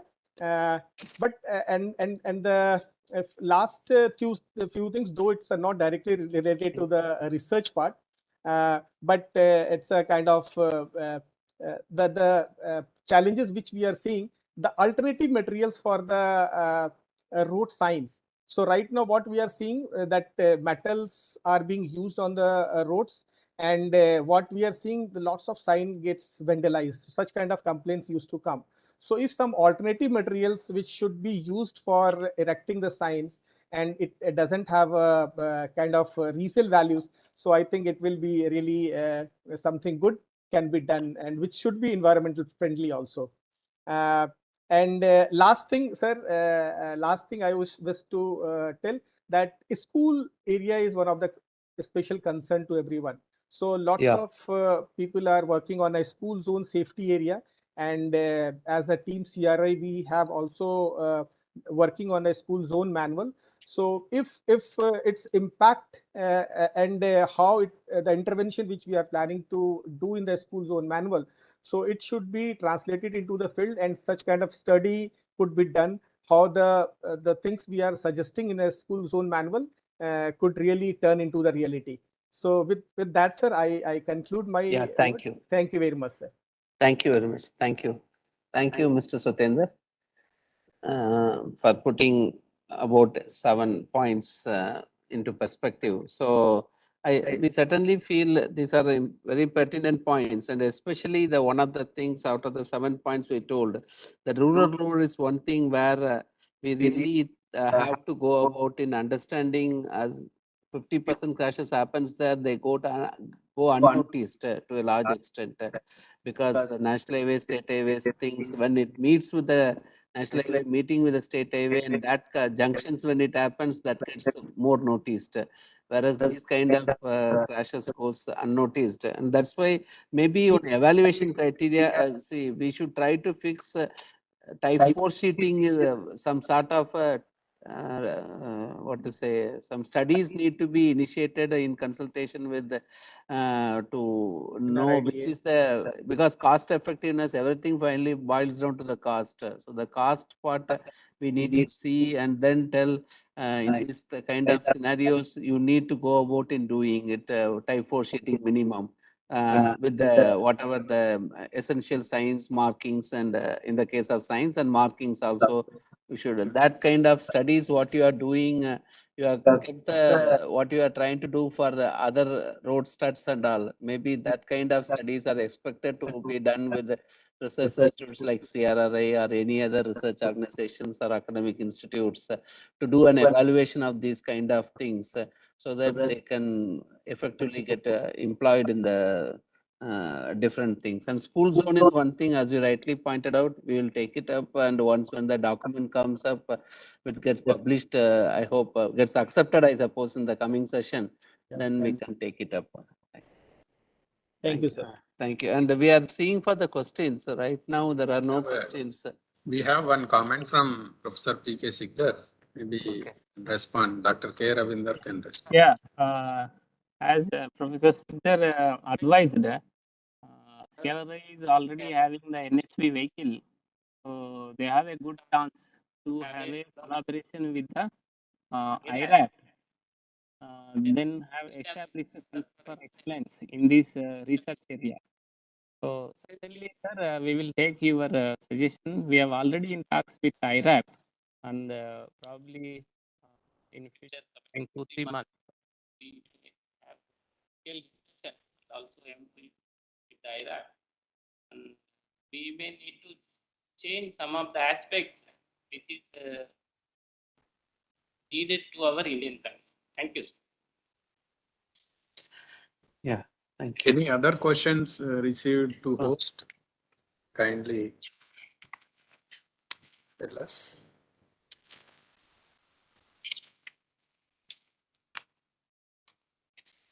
If no questions at the moment, we can take it up later also. Yeah. In that case, we will proceed to the next session. Whenever those questions received, we will address those concerns. I will request Dr. Velmurugan to proceed. Yeah. So now we'll go to the third topic of importance under this particular iConnect program. So intelligent transport systems, which the lead talk will be given by Dr. Mohan Rao.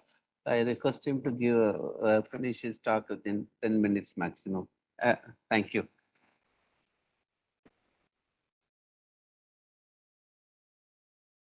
Yeah. Good afternoon, sir. I am able to. You are able to listen me? Yeah, you're audible. You're audible.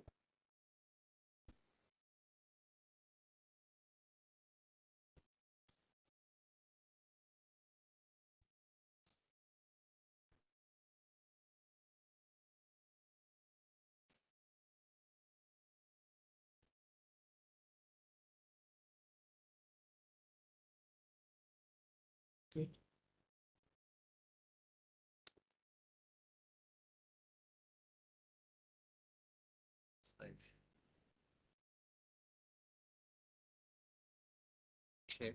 Shall it started? Okay. Good afternoon, everyone. Myself, Dr. Mohan Rao. I'm talking on the topic intelligent transportation systems. What is the how we are involved in these systems and what are the research areas? How we can improve this for the solving the problems of the transportation engineering. I am going to talk about it. If you see, actually intelligent transportation system means it provides a innovative services relevant to the different modes of the transportation or different management to enable users for better informed and to make their travel safer and more in a coordinate manner and smarter use of the transportation networks. Okay, by taking this tool, we can use smarter use of the transportation network. But if you see intelligent transportation system that information chain is, we have to collect the information from the systems, existing systems, that through a proper data acquisition technologies. Then once the data collected from the systems, then it has to be processed and stored into the central place. And after storing it, it has to be converted into the information so that the relevant users can be used it for that dissemination information through different means of the different means to the ITS users. If you take these users are broadly divided into like advanced traffic management systems, advanced traveler information system and commercial vehicle operation systems, advanced vehicle control systems and electronic toll collection systems and advanced public transportation systems and the advanced road transportation system.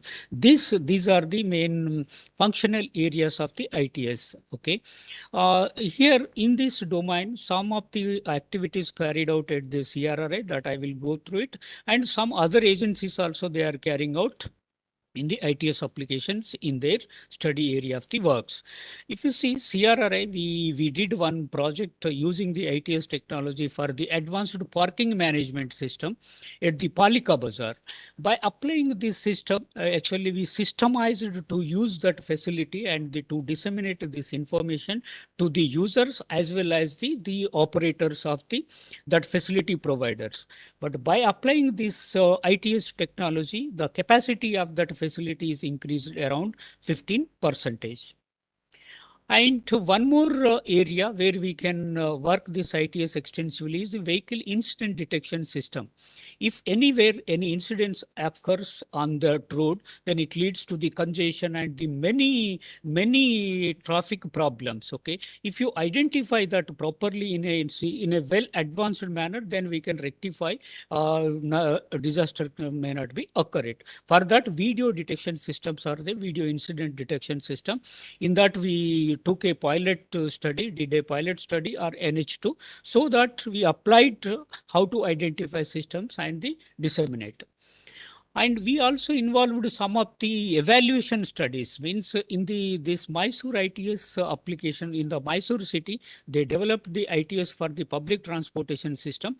But this institute, we are not involved in the development of the ITS system for this for that city. But we evaluated. Means once you are applied it, then what are the benefits we are getting to the user point of view or with respect to operator point of view.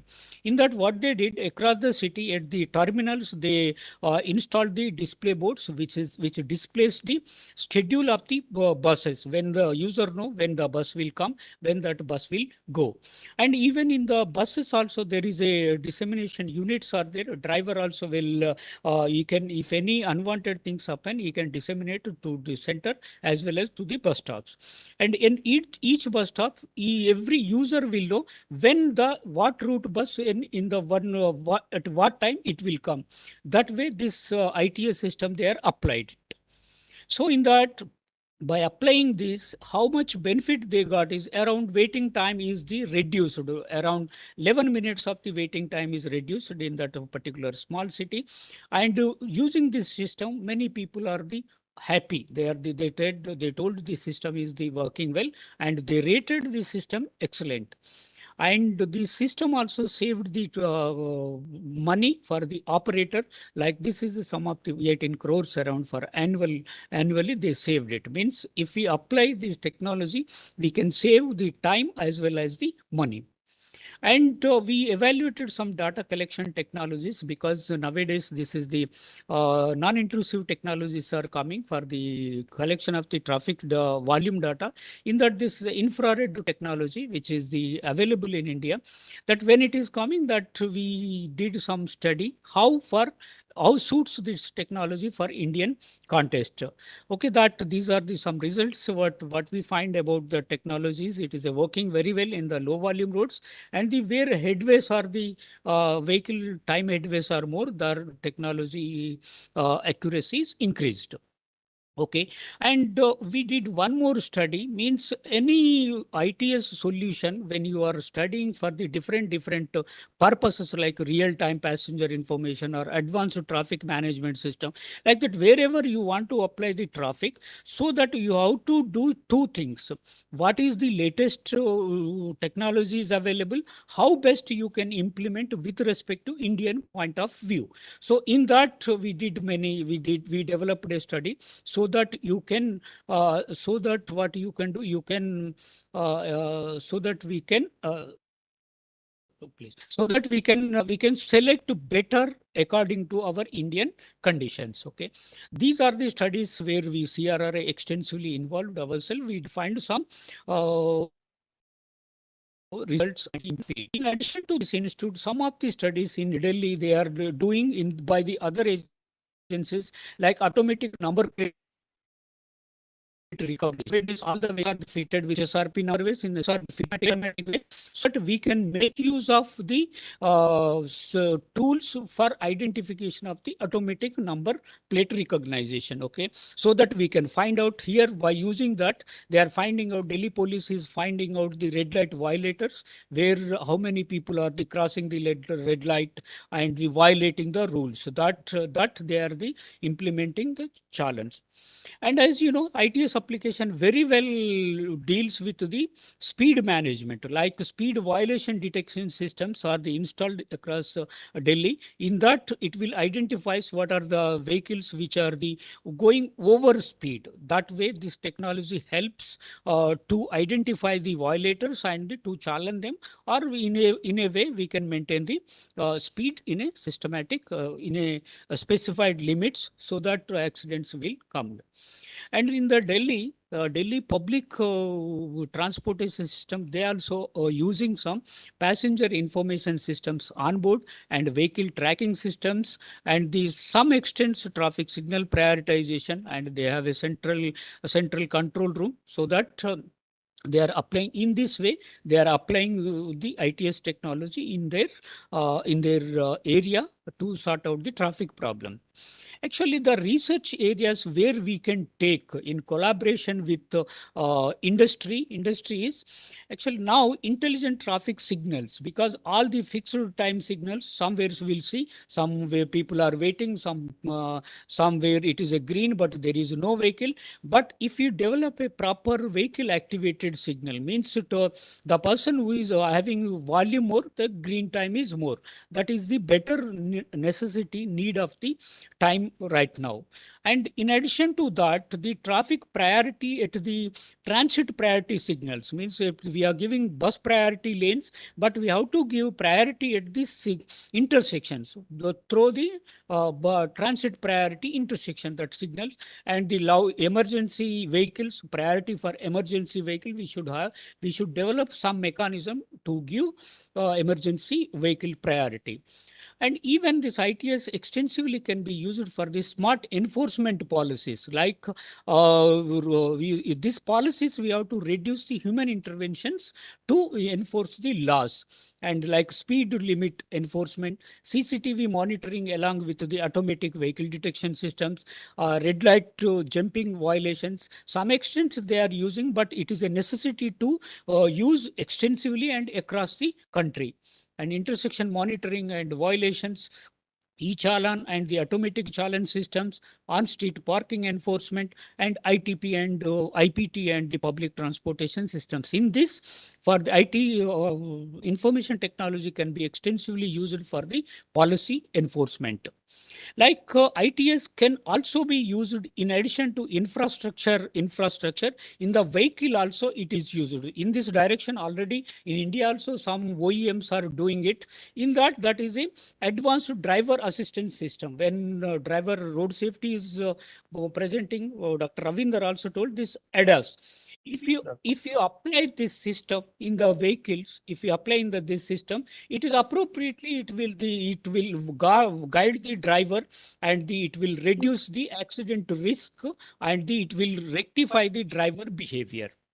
And one more, nowadays in the high-end vehicles in India also we are getting electronic stability control systems, because okay. It's over now. Okay, this helps in the vehicles when you are negotiating on the hills. Okay, and this is the forward collision warning systems, or the one more systems where we can use in the IT technology. And vehicle event data recorder systems, if it is there, then we can use the systems very well. Actually, to do this, what are the challenges? There is a technical challenges, means non-availability of the realistic accurate data is not available at this time. And the new research, there is a need to have a new research projects, and the fund allocation we have to do, or the dedicated research centers if it is there, that way we can do. Even government challenges also there, some capacity challenges is there. Then to do that, what are the suggestion is, we have to have a realistic data accuracy collection systems. We have to have a coordination among the all implementing bodies, or we should to have a unified metropolitan transportation authority, and allocation of sufficient funds for the research and capacity building and establishment of the transport TMC centers. We have to have it. Thank you very much. Yeah. Thank you, Dr. Mondra, for flagging very, very pertinent issues related to ITS, and also bringing forth what CRRI is doing in this particular paradigm of, in this, especially the subject area, wherein our whatever work we are doing, be it in terms of that project IRASTE, where we are trying to showcase our capabilities, that you have brought it out. And I hope we can take it further to the next level in terms of further industry interaction, and then try to go do a joint research or things like that, which and also an evaluation sort of research also is possible, where we have the research expertise, and some other people with the electronics background, they are coming forth in putting it in ITS solution, or developing an IT solution where CRA can put forth. So in that regard, I am now inviting the next person, Dr. Ravi Kumar, who is involved in that kind of project. Very interesting to see Dr. Madhu has selected a very apt choice person, in the sense that he is involved in that ITMS project for the NCT of Delhi, where along with Mr. Satish leading the team, where actually they are doing the study in this particular thing in terms of preparation of the detailed project report, where they are doing it for the NCT of Delhi. And today, incidentally, I had the meeting, I had the chance to attend the meeting chaired by the Special Commissioner, and he agreed in principle that CRRI will be involved in this study, and CRRI is the organization which is going to be doing the total evaluation of it. And with that, CRRI giving its input, finally the DPR will be taken on board for the implementation over a period of 4 years. So that he has specifically told today, and that I'm really happy to announce that CRI will be involved in this thing. And in fact, they are requesting CRI to be involved. At the same time, since I am the technical committee member, they told that I should not also not go out of the team. They want me to be there. So that's why they told in a sense that my name should not appear anywhere in the CRI's report. With that condition, they will accept it like that. So I told I will be ready, and I will hand over to Dr. Madhu for doing it, because Madhu was initially involved. So we'll hand over the things to you to take it forward for this thing. Thank you. So that is, with that small information which I got from Delhi Police, I just thought I'll inform you. And Dr. Ravi, I will request you to put forth your views for further interaction, whatever possible. And you are, since you are working as a consultant for CDAC, I hope you can throw more light on the other research areas. Thank you. Yeah, thank you, Dr. Madhavan. I'm audible? Yeah, you're audible. Okay, yeah, and good evening, all. It was really interesting to learn from Dr. Mohan that CRRA has covered almost the entire spectrum of ITS in their studies or in their research. Starting from there, I believe CRRA had early interventions in this area. Maybe early 2000, they have started the Polyga experiment. Yeah, 2006, I suppose. 6. Okay, yeah, okay. Still, it is an early intervention, because now the ITS is getting prominence only recently. Yeah. After this, smart cities are coming and all. We were not having even vehicle actuated traffic signal controllers. So now every city is going in for that some kind of ITS implementation, either by traffic monitoring or VMS or bus priorities. I mean, the passenger information, some kind of thing. So something or other is there. And from the presentation of Dr. Mohan, I could see that so CRRA has put their effort in evaluating or developing most of the ideas, gadgets, or solutions which the smart cities are looking for. That's a wonderfulness. So congratulations to the entire team. And so now we need to look at what is the missing link. So how do we reach the industry, because the industry connect is very much important. So I have an observation that many studies they were just going silos, not with CRR alone. Many of the research institutes, their efforts are going in silos. So that has got a lot of problem in reaching the industry or the public. For example, we have conducted the incident detection on Mathura Road. That also, I believe, somewhere in the middle of 2000. But had there been a small industry or some R&D organizations like CDAC or some implement agencies involved, I believe you're using the autoscope cameras for that one. So this would have been taken to the next level of incident management. Where comes the software applications where Manraj probably be able to address that. So that kind of it has to be in a closed loop, and many of the projects they are operated as in the project mode. I would suggest for this kind of thing, if we really want to reach the industry, it should be operated in a mission mode. That is in the project mode. Once we have the project completed as per the guidelines set in the beginning, and the results are compiled, so that ends there. But when you operate in a mission mode, it has to be there during the entire life cycle of the product. That is from the conceptualization to the development, implementation, evaluation, technology transfer, O&M, and then there is a big risk also there, because when we are having a project and we can close that at a certain date. Okay, then we are comfortable with our funds allocation, grants, that kind of thing. But if we want to support the product during its, throughout its life cycle, then the fund flow is also an issue. Then that revenue model also has to be looked into. That is a very, very major issue.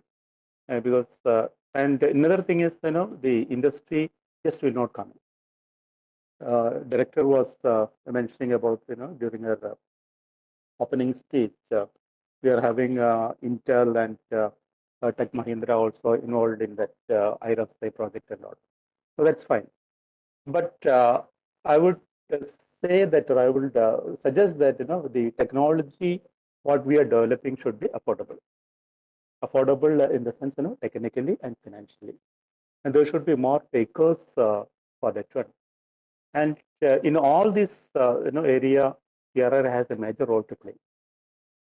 For example, the smart cities, one major component is the ITS. So you take any smart city, one major component is the ITS.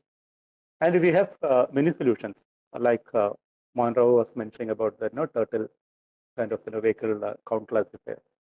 Is that suitable for our application? We really don't know. So that kind of information probably a guidelines can come from CRR, right? And these results, if they are properly reaching the industry, maybe they'll jump it. And why the industry connect is difficult because there is financial risk involved. Why should they come and take this technology or use the technology? That's a big question from them, because there are financial risks.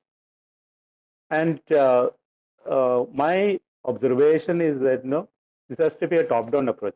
That is, we need to upfront identify what are the probable implementation challenges or problems faced by the user agency or the implementing agency. Then, if we have a solution ready, then definitely we can find an industry partner.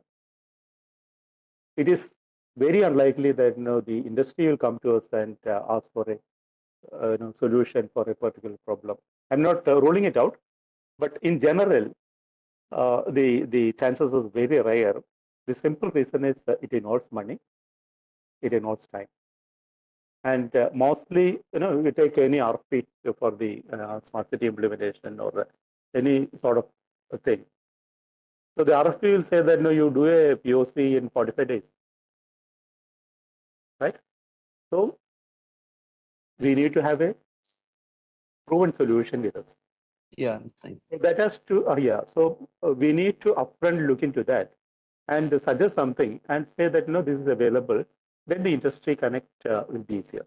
And again, so we have to support the industry through through the life cycle of the product or the solution, whatever we are talking. And the technology obsolescence is very fast these days, whether it is hardware, application, or software. New things are coming every day. So we need to be prepared for that also. So what I mean to say is that there should be a financial model how we support this, but it is possible. We are doing it, and CRI also must be doing it, and people like Calab and all, so they are also interested in game. So people are ready to invest, and probably that gives a good revenue back. So that is the thing I have observed. And unless otherwise there is a market potential, the industry will not come. Again, cite a simple example. It happened somewhere in 2000.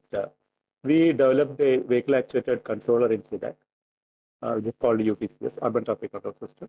It was a mighty funded. That time it was Department of Electronics funded project, a very small project. So we developed the project, did a field trial in Trivandrum for a couple of months, and closed it. So as far as the DOE is concerned, it is perfect. The project was done perfectly well. And because we developed the hardware application as per the initial specifications we mentioned, and we did a demonstration also. The user agency was happy. But the story won't end there. Unless always we do a technology transfer. So what is the use? We compile all the data and presented every data to the DOE, published papers. But that is the end of it.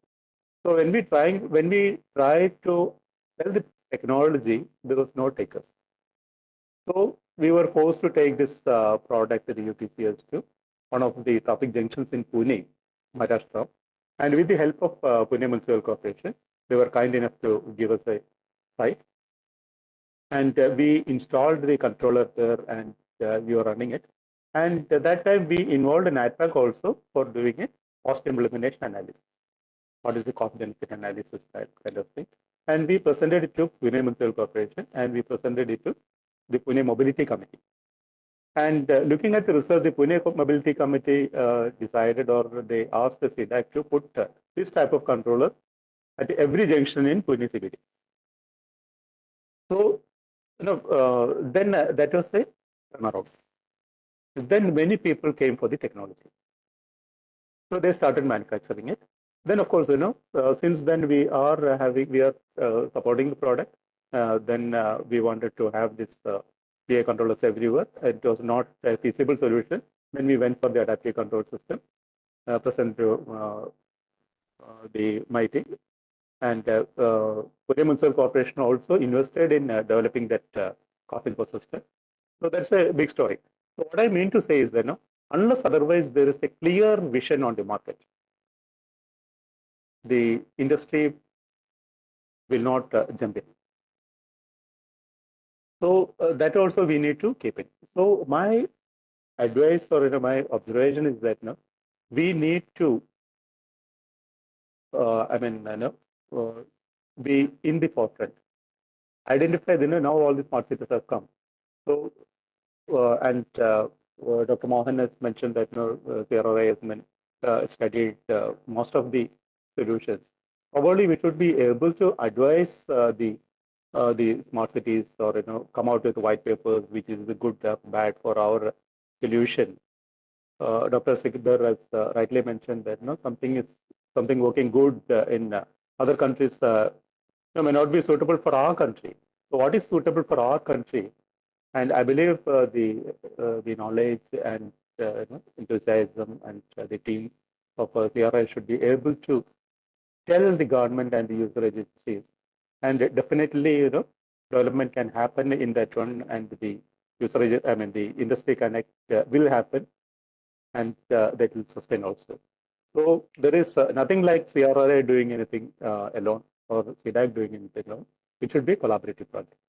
Collaboration with academics, which you are already doing for that Indian HCM and the highway safety manual kind of thing. So similar kind of things has to be, in a broader perspective with the user agency, the R&D organizations, and academia, and of course the CRRI. So that's my observation, sir. Thank you very much. Yeah, thank you, Dr. Ravi, for your pertinent observation. There are some couple of questions are there. We'll take it up after Dr. Kaleb's presentation. Okay. So Dr. Kaleb Ronald is currently heading various research and consult services activities in the ITS, under the ITS department in the most renowned organizations across the globe, Bosch Global Software Technologies Private Limited, which is based in actually Bengaluru. And this is one organization which we know it is existing for more than 125 years, and they have now, I heard from Dr. Kaleb, who worked in CRRA also for his internship and all. So he is a person who is now leading the mobility think tank at Bosch India level. And they have gone in for such a caliber of a person who has a PhD in transportation systems engineering from IIT Bombay. He has done his PhD from there. And he has done his MTech from NIT Calicut. So he's a very, very dynamic person. So we will hear from him how an institute like Bosch can also, his viewpoint, maybe or whether it's Bosch viewpoint, both combined, we'll hear from him about Industry Connect. Thank you. Yeah. Over to you, Caleb. Hope I'm audible. Yeah, you are audible. Yeah, yeah. Thank you. Thank you, Velmurugan sir, for that introduction. Before I start off giving my perspectives, I would also like to say hello to all the dignitaries in this meeting, also the other co-speakers along with me, and the participants who are listening to us. And I would also like to congratulate CRRI for actually taking up this initiative of bringing in together both the industry as well as the research organizations, because that is where the gap as on today lies, and they have identified that gap, and then this what better than this particular meet that is happening. So congrats to Dr. Madhu as well for coordinating and organizing this. So yeah, so to start off with, most of the people might be also thinking what Bosch is doing in the area of intelligent transportation systems. And basically, I lead a group called Mobility Think Tank, which is a kind of an R&D arm for developing various mobility solutions within Bosch. And as rightly pointed out by Dr. Vedmurugan, that we are a pretty old organization, like 125 years. And we have also, on 30th of June, we celebrated 100 years of Bosch in India. So if we actually look at Bosch, traditionally is supposed to be a kind of a tier one supplier to the original equipment manufacturers, OEMs, where we develop different components within a car, and then we supply it to the OEMs. But of late, as we have seen, the whole mobility landscape is changing. From where we have moved out of the solutions just related to cars, but we see that the mobility has gone beyond cars, right? So that is where we are wanting now to move away from point level solutions to system level solutions, as Bosch also understanding the need for having a better planet for the people who are living on that planet. At the same time, the profits are also important for Bosch, right? So there are three P's that we normally look at: people, profit, and the planet. So first comes the planet, then comes the people, and then the profits. So we work on that triple bottom line impact of three P's, for which we are also understanding the importance of the other three P's, that public and private partnership should be more. The three P's, again, where most of the projects that we take up. So one before getting into some of the viewpoints that I want to put, right, let's unpack what are the challenges that industry is facing as on today. If we look at the term intelligent transportation system, especially I'll start off with the word system, where any system will have the demand side and the supply side of it, right? So is the case with so is the case with our transportation system also. So when I look at the demand and the supply side at a systems level, as on today, if I get into the depths of it, I am finding it difficult to understand in this system what are the different impact levers that one can play around with, so that people can understand what solutions can be built after understanding what are those what are those impact levers that one can play around. But as on today, that is not existing, at least in our Indian scenario. My first request to the research organization like CRRI and the other research organizations is also to maybe build something called as a systems map, which can make the industry people understand what are these levers in the system of the transportation that will give us a better understanding of how the transportation systems work, and we can understand the demand and the supply side of the transportation system in a much better way. And we all know that once the demand and the supply sides interact, that is where we understand how good or how bad the equilibrium of the transportation system is, right?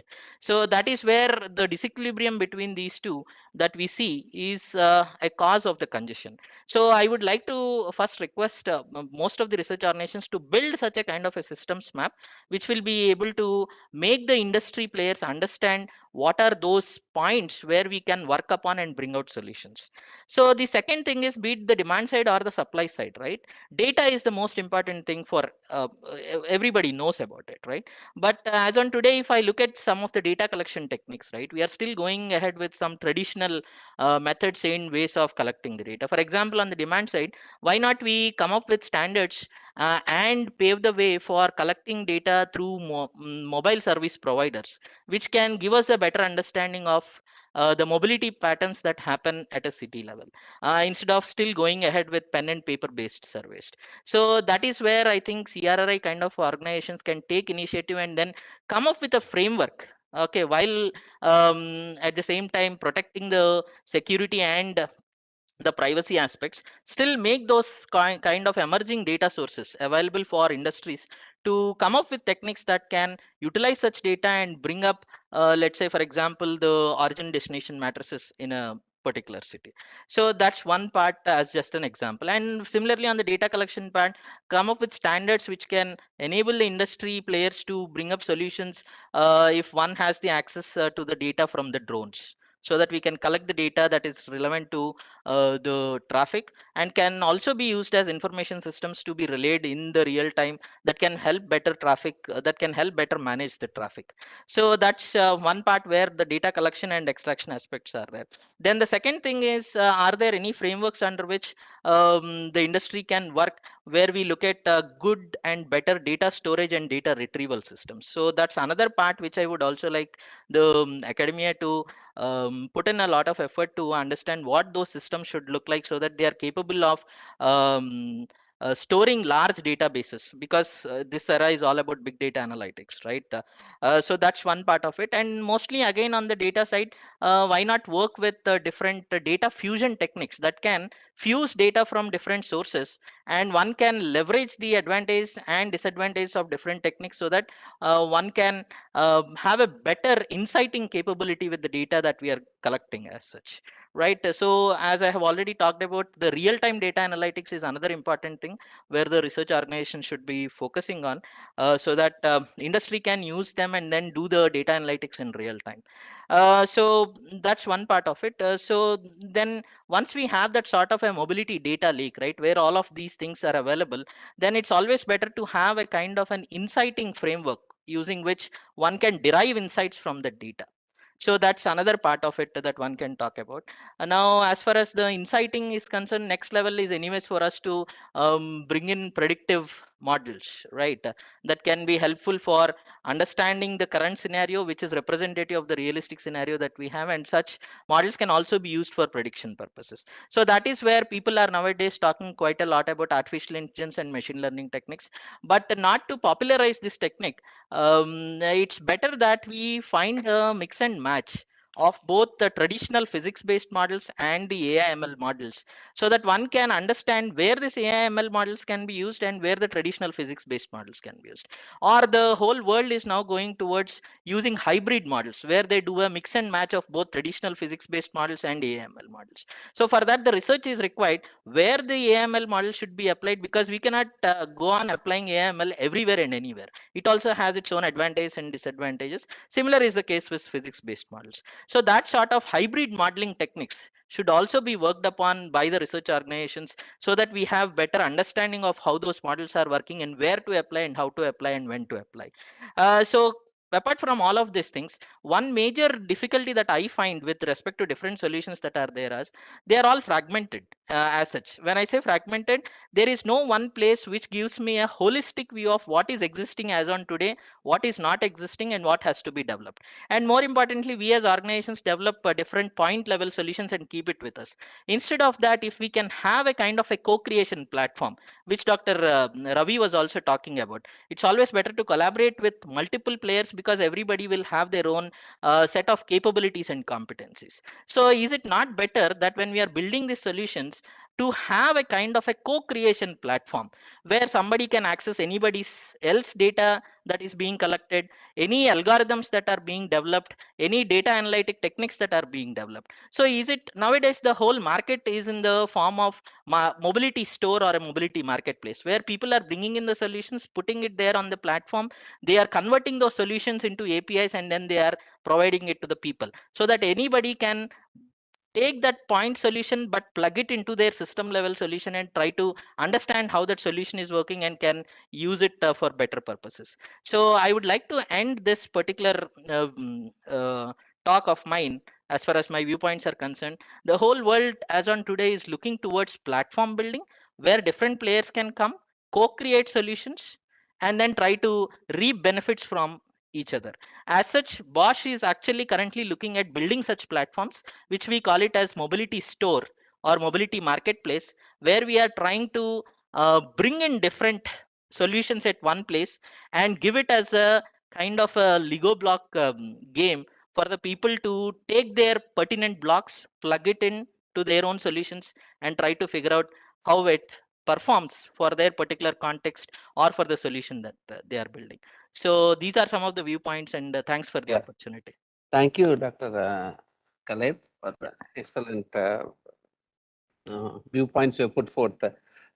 Before we go to the chat question, I just thought I will actually clarify one of the points we mentioned about co-creation platform. In our iRaste project, just for your information, we are working in that exactly the same way. Like the data gets stored in IIIT Hyderabad, their platform, and the data gets we are able to access the data, and we are actually utilizing it, be it in terms of the traffic data or be it in terms of the driver data which we are collecting, in terms of the alerts which are getting generated for a period of say till now are about 10 months data we have got. So all those data are actually getting accessed in that exactly the same way, and it is accessible for all the people who are working in the project. That is the way we are doing it, and hope with if the partners agree later on after the project, we can even make it accessible for the public after the project ends. So that way we are actually venturing on it.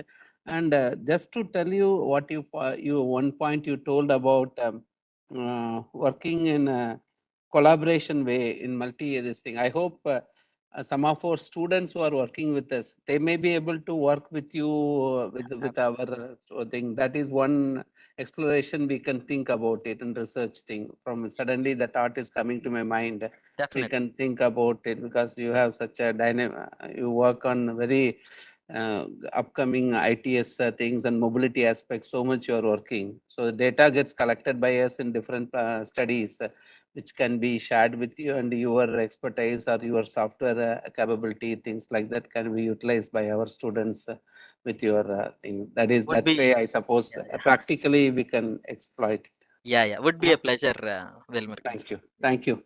So now coming to the one question raised by our RC chairman, like Professor P.K. Sikdar, most cities are using the smart city thing for e-challening, etc., using some cameras across the cities. This is very much important, no doubt. But its ITS adapter must serve maximum number of people. Which is he says about which will be possible only if you are going for ITS opportunities extensively focused on the public transport society. That is what he is. The public transport perspective should be the major perspective what he want to sell ITS thing, and society needs it. So this is the maybe one of the focused area which industry iConnect things we have to also think about it. In iRaste, we are making a small attempt to do a thing where with the public transport in place, we are trying to go for evaluating the safety aspects in the buses through artificial intelligence. Absolutely. So, So just on but, those lines, Dr. Wilmergan, one small yeah. point, we are also working along with IIT Roorkee, especially in this context of co-creation platform, where we call it Okay. as like mobility innovation co-creation platform that is being built as part of a project with German Federal Ministry of Economy and Commerce, which is called Okay. BMZ, where it is a 3 million euro project that we have as on today, where in which we are bringing and developing this co-creation platform, where IIT Roorkee is specifically bringing in the algorithms that can help predict the crowding levels in the buses using machine learning techniques. Okay. And also we are working with BMTC on building a solution for the conductorless ticketing as such. Okay, what the crowding down buses means? So the cameras are put in the buses? Yeah, so that's how we are planning to. That's what IIT Roorkee had said. But it can also be at the level of if we can get the ticket related data, right? Looking at the past history and also the current data of the past bus stops, we can predict the crowding levels in the next bus stop, for example. Okay, and that way you're trying to do it. Yeah. That's one good thing. Yeah. Huh? Just adding the passengers and deducting the passengers. Deducting the passengers. Okay. Yeah. Okay. Yeah, crowding level. Yeah, that's okay. Okay. That's good. So we are also wanting to get into that space of public transportation solutions. Okay, that's good. So that's what you're trying to do. Okay, thank you. So any other questions from any other? One more comment. I'm not cut. Yeah. Municipal, Dr. Ravi Kumar has given a reply, I suppose. Municipal Corporation. Dr. Ravi Kumar has already given the reply, sir. I did Question is, the reply. Yes, sir. for Dr. Ravi. It is given by Dr. Sikdar sir only. Who Ravi Kumar. Okay. Yes. It is like this, municipal corporation are bogged down with a lot of other problems day in, day out. Implementation of ITS and associated infrastructure may be better implemented by PPP mode with the corporation by sharing the revenue generated from enforcement action in a city. So Yes, that's a policy issue. It has nothing to do with the ITS, I understand, sir. Yeah, So sir, maybe, sir, I'm just not- to share with you, when I actually made the presentation recently in front of the NMC commissioner, like this project we made, this only last month we made the presentation. So their viewpoint is, as you are written here, it is a PPP mode only. It is just like our DTC. DTC is operating under that under STA permit. Similar, the buses are getting operated without any major responsibility lying with NMC, and they went in for putting on these 250 buses. So what he is of the view, like this kind of thing can be scalable. Like he feels it is only thing, because we are funding this project, they are not feeling the burden. In this case, we are funding the ITS things, and we are trying to tell these are the drivers who are performing better, who we want their drivers' performance to be enhanced. Like that, we are trying. Our aim is to enhance the performance of the driver, and as well as we want to identify the possible locations which can turn out to be a black spot in the future. So, Dr. Ravi Kumar very clearly mentioned at the beginning itself, need to have a financial model. yeah, exactly. First thing required is that. Financial model, that's right. Therefore, you need to know how to fund it. I mean, okay, PPP, but question is, what will be the interest of the PPP partner, the private partner? Where does it get his money from? So that model must be very clearly available, and that's what is the message. That's correct. That is here. Once, sir, it's basically that can come only if the government is coming forward in showcasing this to be a scalable one.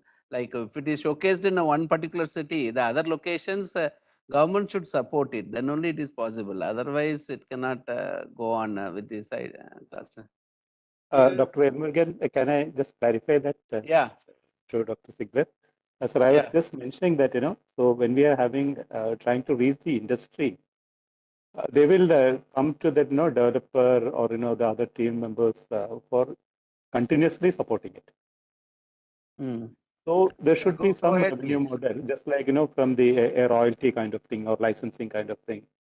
So something should be there, and so that, we can maintain a minimum manpower for that one. And that was my point, and not that, the implementing through PPP or other kind of thing. Just to support that research, we need to have some kind of revenue built into this, the entire project. Yeah, that's right. If I but may add, yeah, go ahead. I'm going beyond the research part. I said that when you want to implement it, there you may have to have a PPP partner. But question is the source of revenue, the mechanism, what Mr. Caleb also mentioned. What is the handle?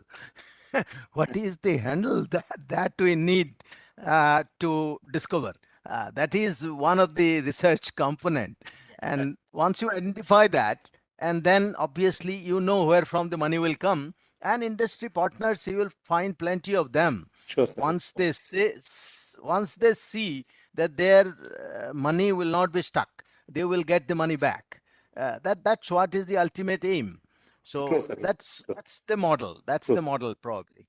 Thank you, sir. Yeah, one point here that I also wanted to add, especially these days, these platform business models have come into picture big time, Professor Sigdar, where Yeah. see the IP lies with the developer.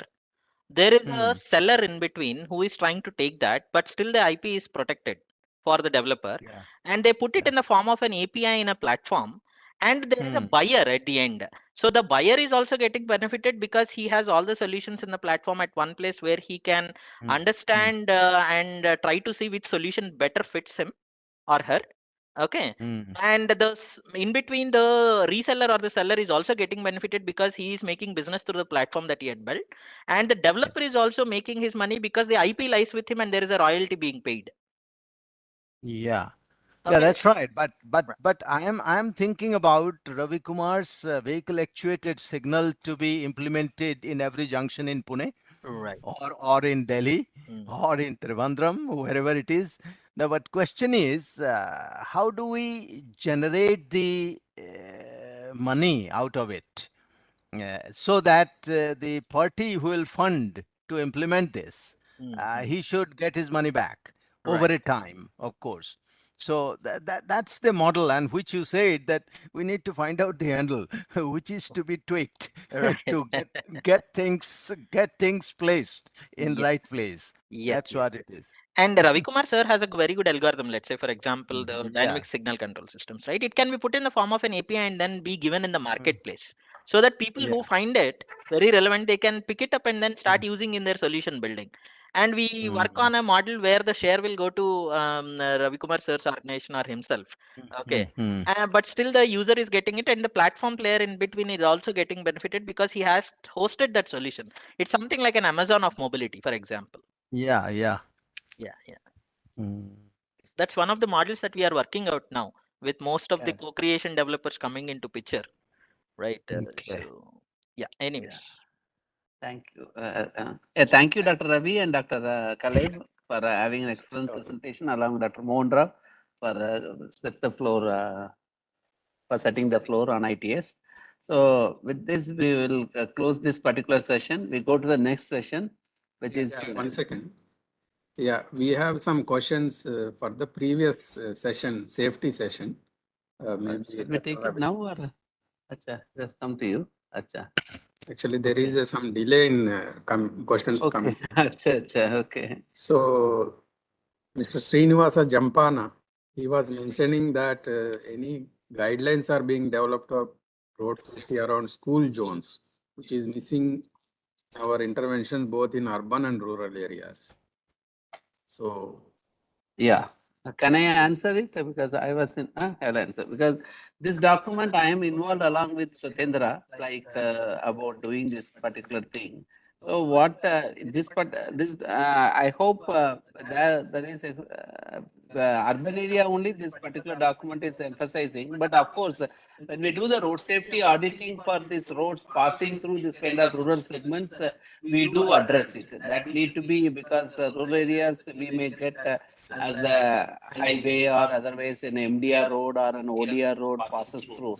You need to put as per the various relevant codes of Indian Roads Congress, you are supposed to put whatever the traffic calming measure that is need to be put. So that way only the safety gets addressed. In urban areas, it assumes a different dimension because the speeds are different here, and also the volume of things, the scenario is different here because you have the school buses running and so many other pick and drop of things are there. So that's why that IRC document, they are trying to address that in a more different way. That's what it is. next question is from Dr. S. Gangopadhyay. How 3M and CRRI can collaborate? Let us some research areas depending on the challenges faced in the road safety domain. Yeah, we have collaborated, sir, just for your information, in one of the project where effectiveness evaluation of the stats and things like that we are doing. Dr. Mohan Rao is the project leader for it. And that is one. Other than that, when you were the director at that time, we did for delineators and all, if you remember it. So that time also we were involved. We are trying to do with them, with the various industries to the extent possible when they come to CRRI. That way we are working as of So now.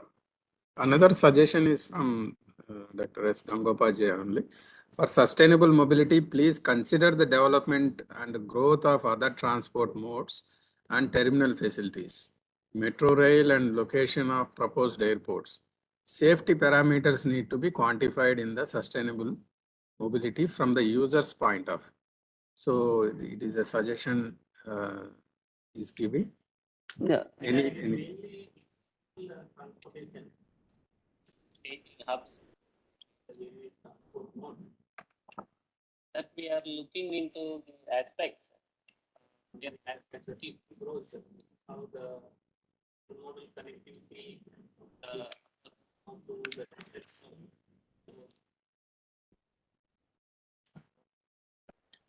yeah. It's okay now? Yeah. So that is the intermodal connectivity among the different modes and hubs. So that we are looking into these different aspects considering as the city grows in a multiple fold.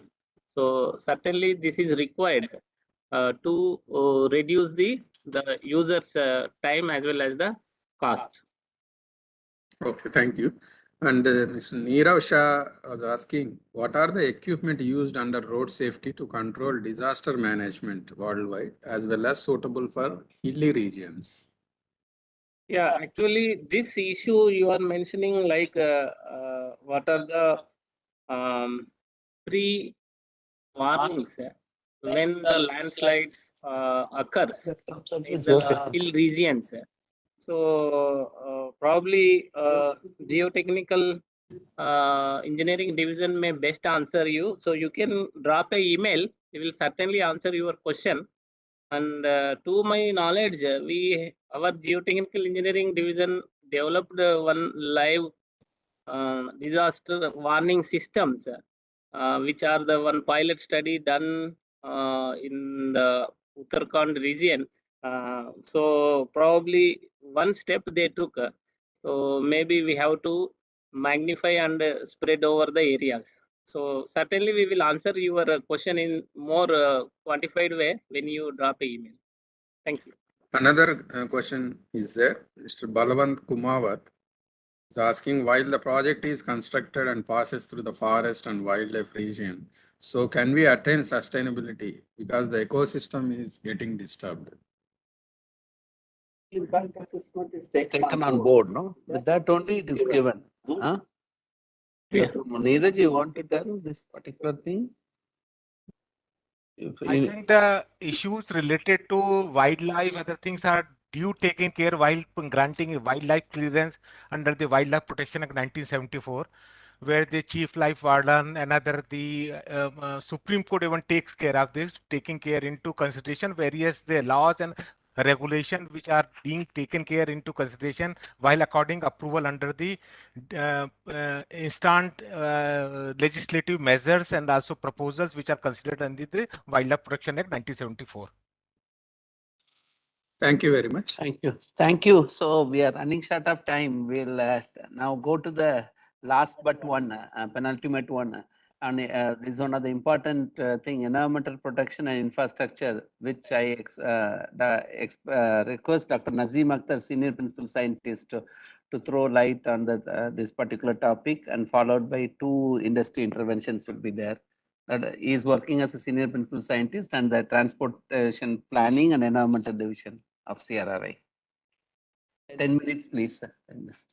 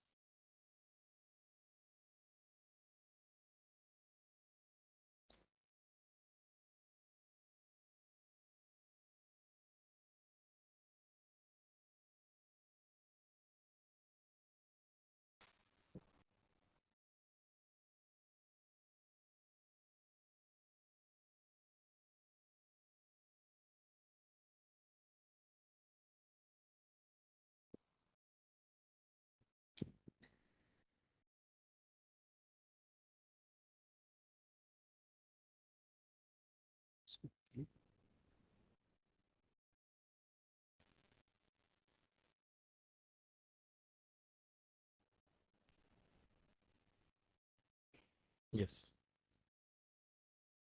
Respected RC Chairman, Director CRRI, Director SCRC Chennai, and Chairman of the session, and our colleagues. There are two topics has been given to me. One is based on noise and another is related to vibration. I will try to finish within the time period. One is design of noise barrier based on different frequencies. This project has been started in 2016 and we have finished in 2018. Is low design of low frequency based noise barrier. Basically low means less than 200 hertz frequency, and design of middle frequency based noise barrier means 200 to 1000 hertz, and high frequency based noise barrier 1000 to 20,000 hertz. Particularly where there is a honking problems and itching problems, this is design of high frequency work very nicely. We have gone through the so many permutation and combination, how we have designed the different material for research. Basically, at international level, only people are using the raw cool and fiber rule inside the material of a noise barrier. But problem is that this is only material. All over the world, people are using only this technology. They are putting raw cool inside the noise barrier. And they are using for the low frequency, middle frequency, or high frequency noise barrier are the same.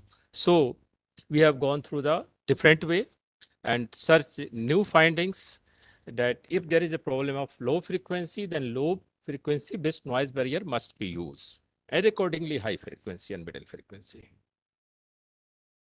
Industrial problem based, this is a problem based solution for noise barrier manufacturers. It will definitely improve the quality of life and environmental conservation for human as well as for the animals. So low frequency, middle frequency, and high frequency, different type of material has been used by us.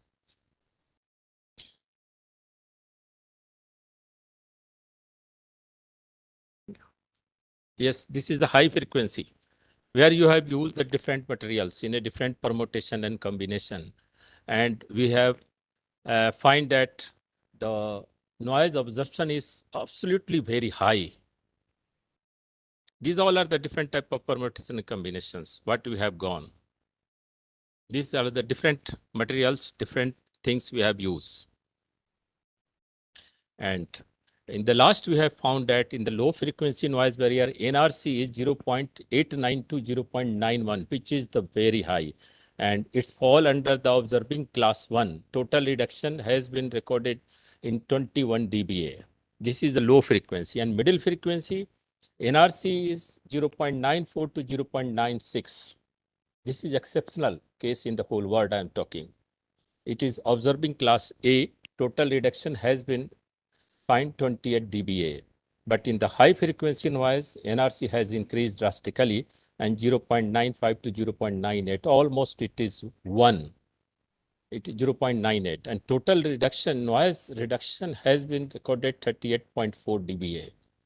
And particularly inside a room, if you will check this one, you will get this result. And already we have sold out this technology to technocrat Kolhavers. And this is the different type of design we have suggested in different organization. This is in Mumbai. And already we have checked the wind load calculations as well as EN specification, EN 179394. These noise barrier qualify both the specification and standards. So this is the best noise barrier of the world, you can say, available in CRRI. Yes, this is the design part on that time. Yes. Another topic is development of mass spring system on low frequency, that is 1.6 hertz. Till 1.6 hertz we have achieved. It was an in-house project. Real mass, basically mass spring system is useful for railways, buildings, ships, so many places. It is entire, either you, if you want to do the entire building isolation, we can use this one. If anybody want to isolate the particular part of the building, you can use this one. Room, if you want to, that one room will be isolated, it is possible from this one. And seismic protection, because this is a global issue. And basically when we have started the design of the mass spring system, initially we have gone all the existing technology in the world. And when we found that some technologies are based on 30, their natural frequency is 30 hertz, 20 hertz, 16 hertz, 12 hertz, 10 hertz, and 7 hertz. Less than that technology was not available. Then our motto was to develop less than 7 hertz technology. So we have gone through that. And we found, and we have developed 7 hertz, 5 hertz, 3 hertz, 1.6 hertz technology. This was a big achievement of this project. And particularly, you can use those technology in thermal power or otherwise natural nuclear power, like that. Methodology was to literature survey, building different type of mass spring system, testing all the mass spring system, and patent of the technology, and transferring technology to the market. Like that, in the mass spring system, what the CRI has developed, this is maybe used for, this is for rubber or PU, either a steel mass spring system. What you have seen in the figures, photos. These all are the permutation and combination. What the mass spring system has been existing in the world, we have gone through each and every way. These all are the different companies are using different mass spring system. But problem is that this is more than 7, the natural frequency is more than 7 hertz. So the killing is less. These all are the different mass spring system. We have gone through, yes, but we have developed a model for design of a spring. This is the design of a spring. I have gone through that. This is the different, what, how many turns will be there, what will be the height from a small 1 feet to, you can say that 0.75 meter till the noise mass spring system has been developed by us. Yes, this is the design parameters. The D1, D2, stiffness, what will be the deflection, each and every permutation and combination, failure, chances of failure, safety, each and everything we have gone through that. This is the design parameters of a spring. What we have. See, this is the initial stage. We have done a small baby type of prototype things. We have two mass. This is the here lots of so many two set of a spring system I have initially used. And here it is the 2 degree of freedom you have also used. And here it is the 3 degree of freedom. This is the 2 are the isolated, 1 is the big one. So 1 degree of freedom, 2 degree of freedom, and 3 degree of freedom. We have gone through each and every 2 minutes, 2 minutes, another 2 minutes, another 2 minutes. Okay, sir. Okay, sir. I will try. This is the 3 set of mass spring system what I have used. But in the last, this is the developed, you can say that this is the newly developed mass spring system, which is 1.6 hertz mass spring system, what you have seen in the photographs. The basic problem of the mass spring system is deflection. If the deflection is more than 7, then there is a problem. And if it is less than 2 hertz, 2 mm, then again there is a problem. At initial level, at 7 hertz technology, what you have used for the 3 mass spring series set of a spring system, deflection was very less, 0.5. So its absorption was less. But we have gone through the different techniques where the 4 mm deflection has been recorded. And the total killing was 21 to 23 BDB. And after that, till 5, if the natural frequency is 5, then we have total deflection, we have received 6 mm. And total reduction is 27 to 30 BDB. And till 30 hertz, you have gone through the 3 set of mass spring system. And in the last, we have achieved 1.6 natural frequency, and total BDB reduction is 40 to 41 BDB. This is the huge killing. You can use 7 hertz, 6 hertz, or 5 hertz technology for thermal power, for seismic control, as well as for the SIP etc. Here it is. The 7 hertz till 5 hertz technology you can use for the railway metros, but 7 hertz technology you can use very easily. People are using, and the thermal power and high-rise buildings you can use those technology. In the ship also there is a huge turbines. So in the ship also you can use those ones. There is lots of market is available, and now the technology has been developed, and it is in the way of just we are in planning to go for the patent. After that, it will be for the commercialization. Sir, thank you, sir. Thank you, sir. Thank you, Dr. Nazim, for finishing it on time. So now we have 2 industry experts who will be throwing their views about this. First one is Mr. Madhusudan Menon Palasari. He is basically working as the Executive Director of SMC Infra Projects, LLC Sultanah Oman. And he has a very long data which is showcasing his credentials working in this area for the last almost, I see, almost 20 years. So I request him to throw light on these R&D aspects where we are expecting in terms of implementation coordination, which is expected for taking this collaboration to the next level, and any problems which are faced by industry in this particular field of environmental impact, environmental assessment with specific to noise and other related aspects, and what is expected by the industry from research institutes like CRRI. So Mr. Madhusudan, you're there? We made you to wait for half an hour more, sorry. No, it's okay. Thank you. Thank you. Good evening. Yeah, Doctors, your voice is audible. mostly. Yeah. Audible? Is it audible? Yeah, you're audible. Yeah. Okay, right. So good evening, all doctors. I'm a construction man purely. At present, I'm into the manufacturing of noise barriers, especially crash barriers, and some solar mounting structures. This is my business now. Away from my construction activity, SMC has purchased this. I'm looking after. I'm the CEO of that plant. We have a plant in Mumbai, near to Mumbai, I can say. I was hearing Dr. Naseem Akhtar's some of the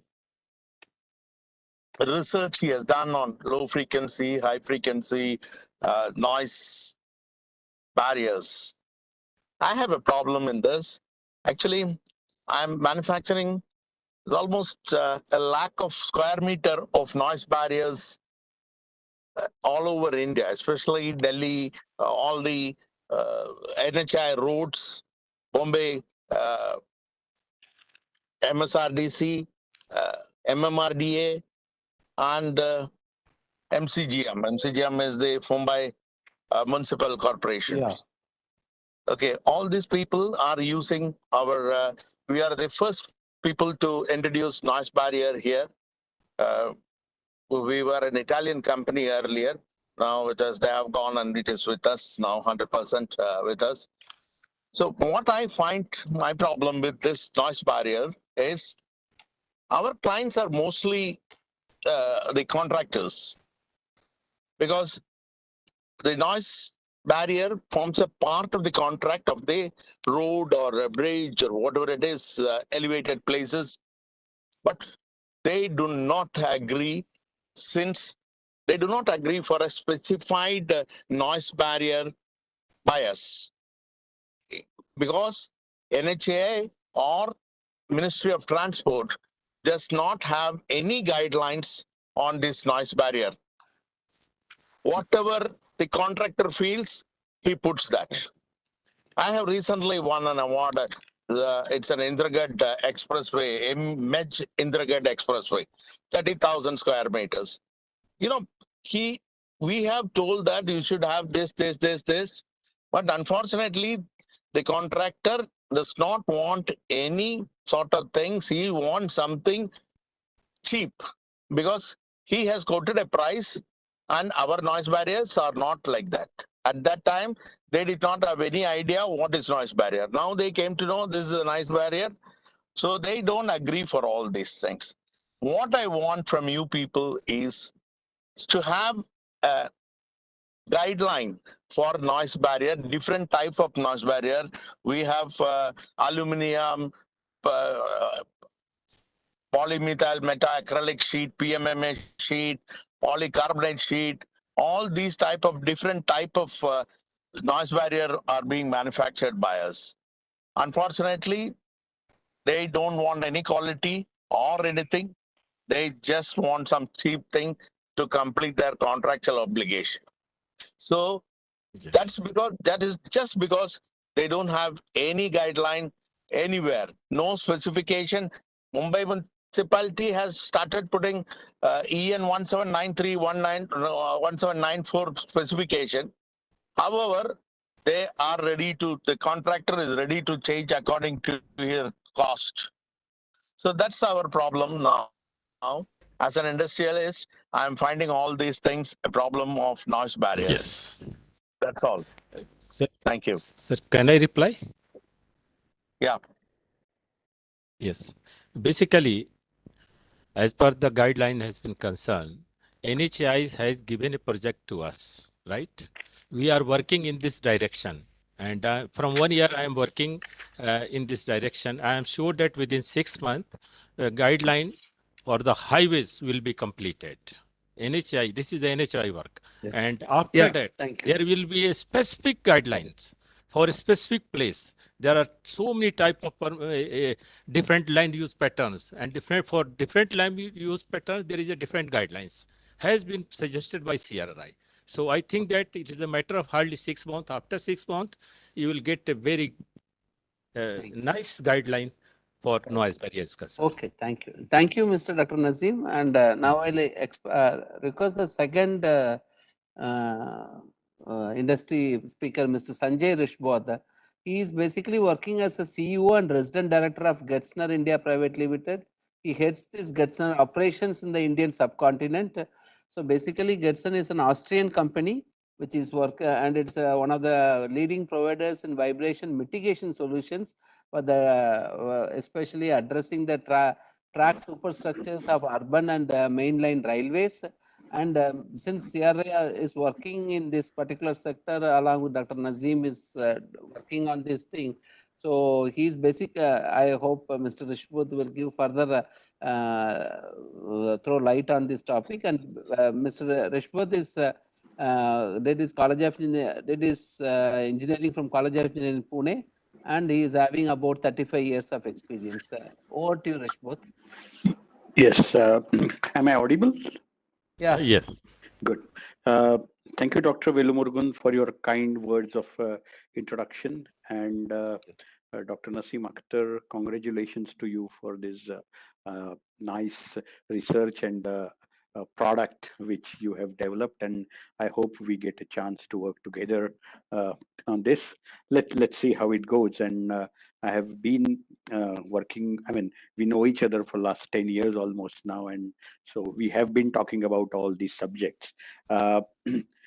When I started working, I mean, my basically what I'm going to talk to you about is mainly the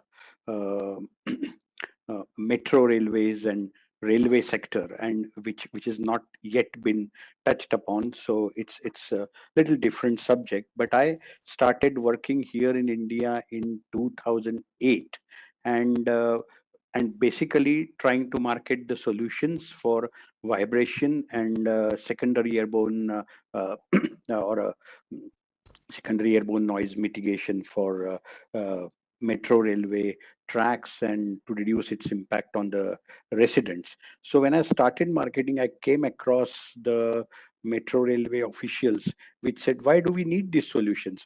We are people जो हम मंदिर में घंटियां बजाते हैं, तो हमें क्या जरूरत है, इतना noise वगैरह तो कोई problem नहीं है हमको. And from there we started, and now I can say that in last 10 years, 12 years, the situation has changed, and almost every metro is specifying somewhere some vibration mitigation solution. And thanks to work by CRRI also in educating people, making them aware.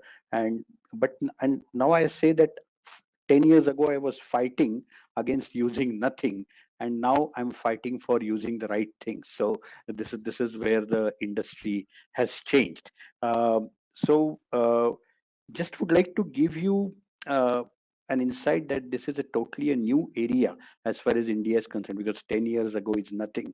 I mean, all roads, vehicular traffic, everything has been developing for, I mean, you can say at least 50 years or more than that, or maybe much earlier than that. But this is a new area, and that's why a lot of work needs to be done here. If you look at the stakeholders of basically the urban railway, then there are four key stakeholders. One is a metro company or a railway company itself. Then there are noise and vibration consultants or assessment service providers, where CRRI also works on some of the projects, and there are other consultants also. Then there is a track work contractor, and there is a noise and vibration mitigation solution provider like us.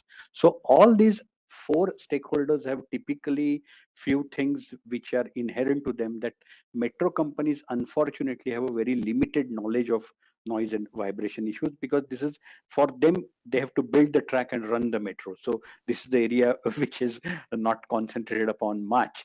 And in India, unfortunately, also there are very stringent boundary conditions, like our tunnel diameters are small. We don't have a lot of slab mass. Our fastening design is only controlled by RDSO. You cannot change it. I mean, there are a lot of issues there. And then CRRI will also agree that metro companies are also reluctant to provide a significant budget for proper NV assessment, and that's why I mean, some shortcuts are taken. As far as NV consultants are concerned, I mean, I have worked with CRRI, some other, they have a good knowledge of NV concepts as a vibration, but barring I mean, some of the consultants have a very limited knowledge of entire railway systems or how those are constructed, and that's why they give us solutions which are kind of a half baked. And metro companies look at these consultants as an expert. In some areas they are not. Then the third is a track work contractor. He wins the tender by quoting low, so he's extremely price conscious.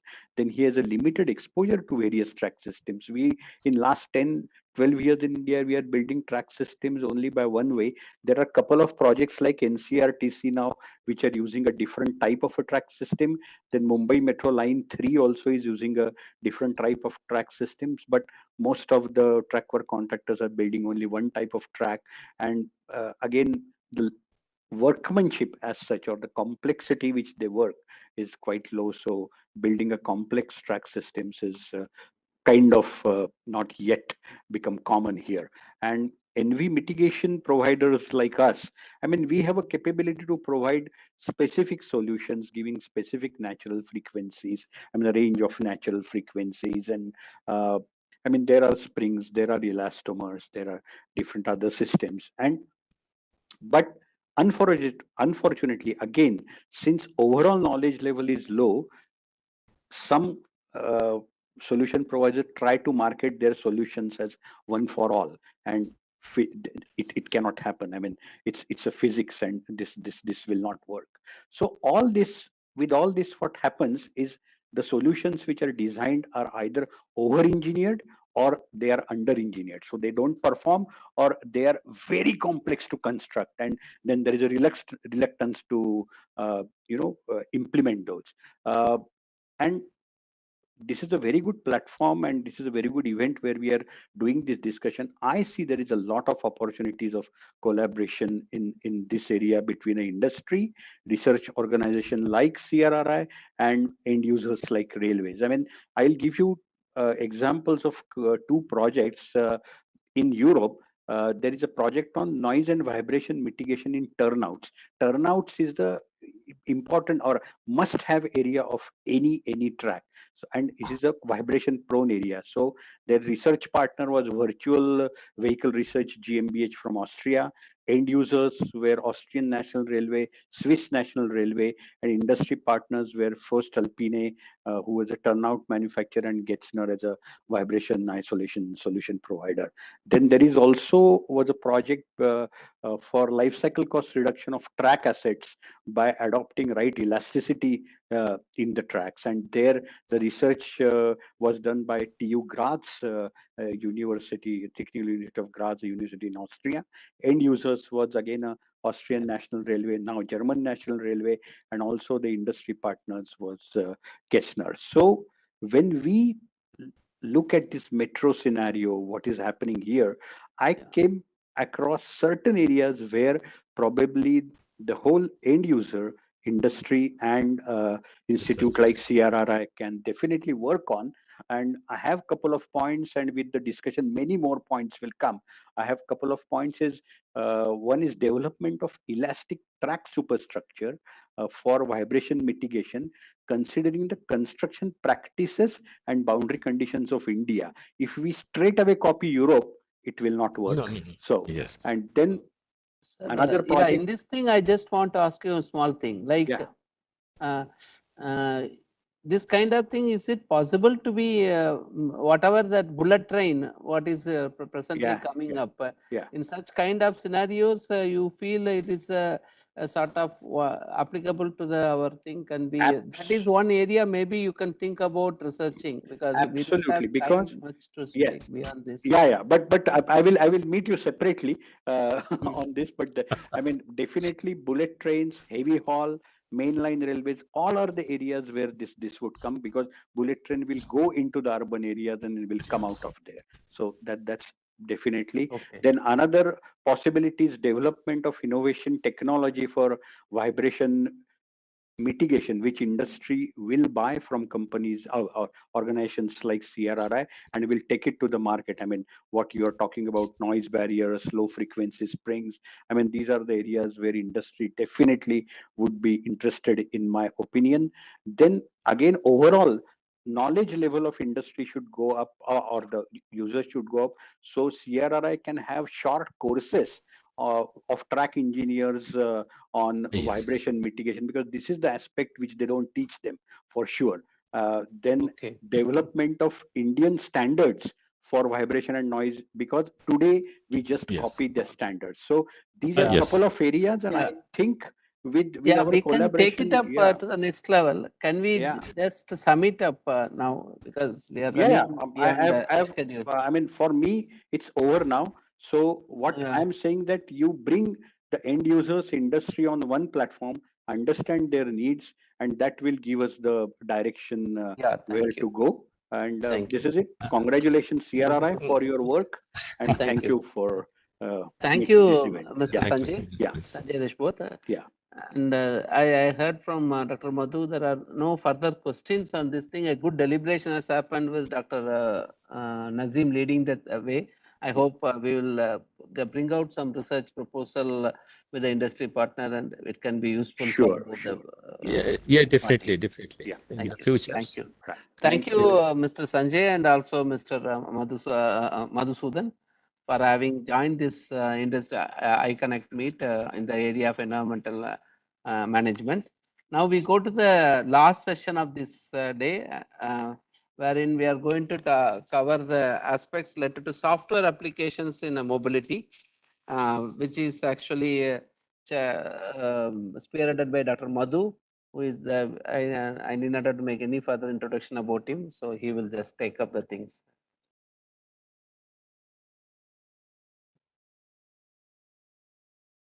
Thank you, Dr. Velmurugan. So my topic is software application in mobility.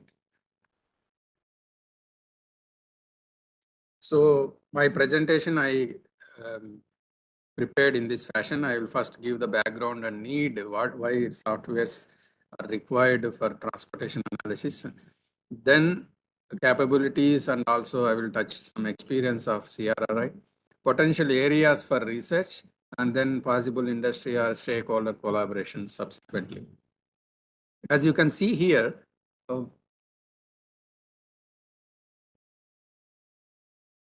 as we are also discussing from the beginning, transportation is a multidisciplinary field and it needs a lot of computational resources. And then computations are basically their integral part because there's a lot of modeling is also going to be involved. And software applications are highly necessary because the problem needs to be solved and it has to be addressed effectively. And we need to model the user behavior, especially driver behavior also. That means human behavior is going to be involved. And we need to propose some improvement measures which can be effectively implemented in the field. As we can see in this slide, in CRRI, we are using these kind of softwares, and in most of the other research institutes also use a similar type of software, which basically uses for transportation analysis and modeling. But the thing is, under this platform, why we are projecting this, we need to consider especially Atmanirbhar Bharat, and also import substitution is another aspect we need to consider, because all these softwares are basically created for other environments, and we are actually importing some of these softwares. So considering these issues and also the objective of this seminar, so we can highlighting the Atmanirbhar Bharat, we have to consider in this direction. So coming to the technologies developed in CRRI, I'm just going to give some details what technologies we have developed in recent times. And then I will go one after another. Firstly, microscopic traffic simulation model for mixed traffic condition, MITRANS. It is basically at TRL 8 level, and automatic traffic counter classifier TRL 6. Sign software is a TRL 8 we can consider. Flow MCM, that means fuzzy logic based mode choice model. It is also at TRL 8 level. Network display, net display is another application we created at CRRI. And VKT and emission estimator, that is also we can say TRL 8 level. So firstly, the MITRANS, which is developed here in CRRI, I will give some details. As we all know that the simulation models, which are actually using by most of us, are basically developed for homogeneous conditions, though there are some calibrations are involved, but they are all for homogeneous conditions, and traffic models are basically developed using such conditions.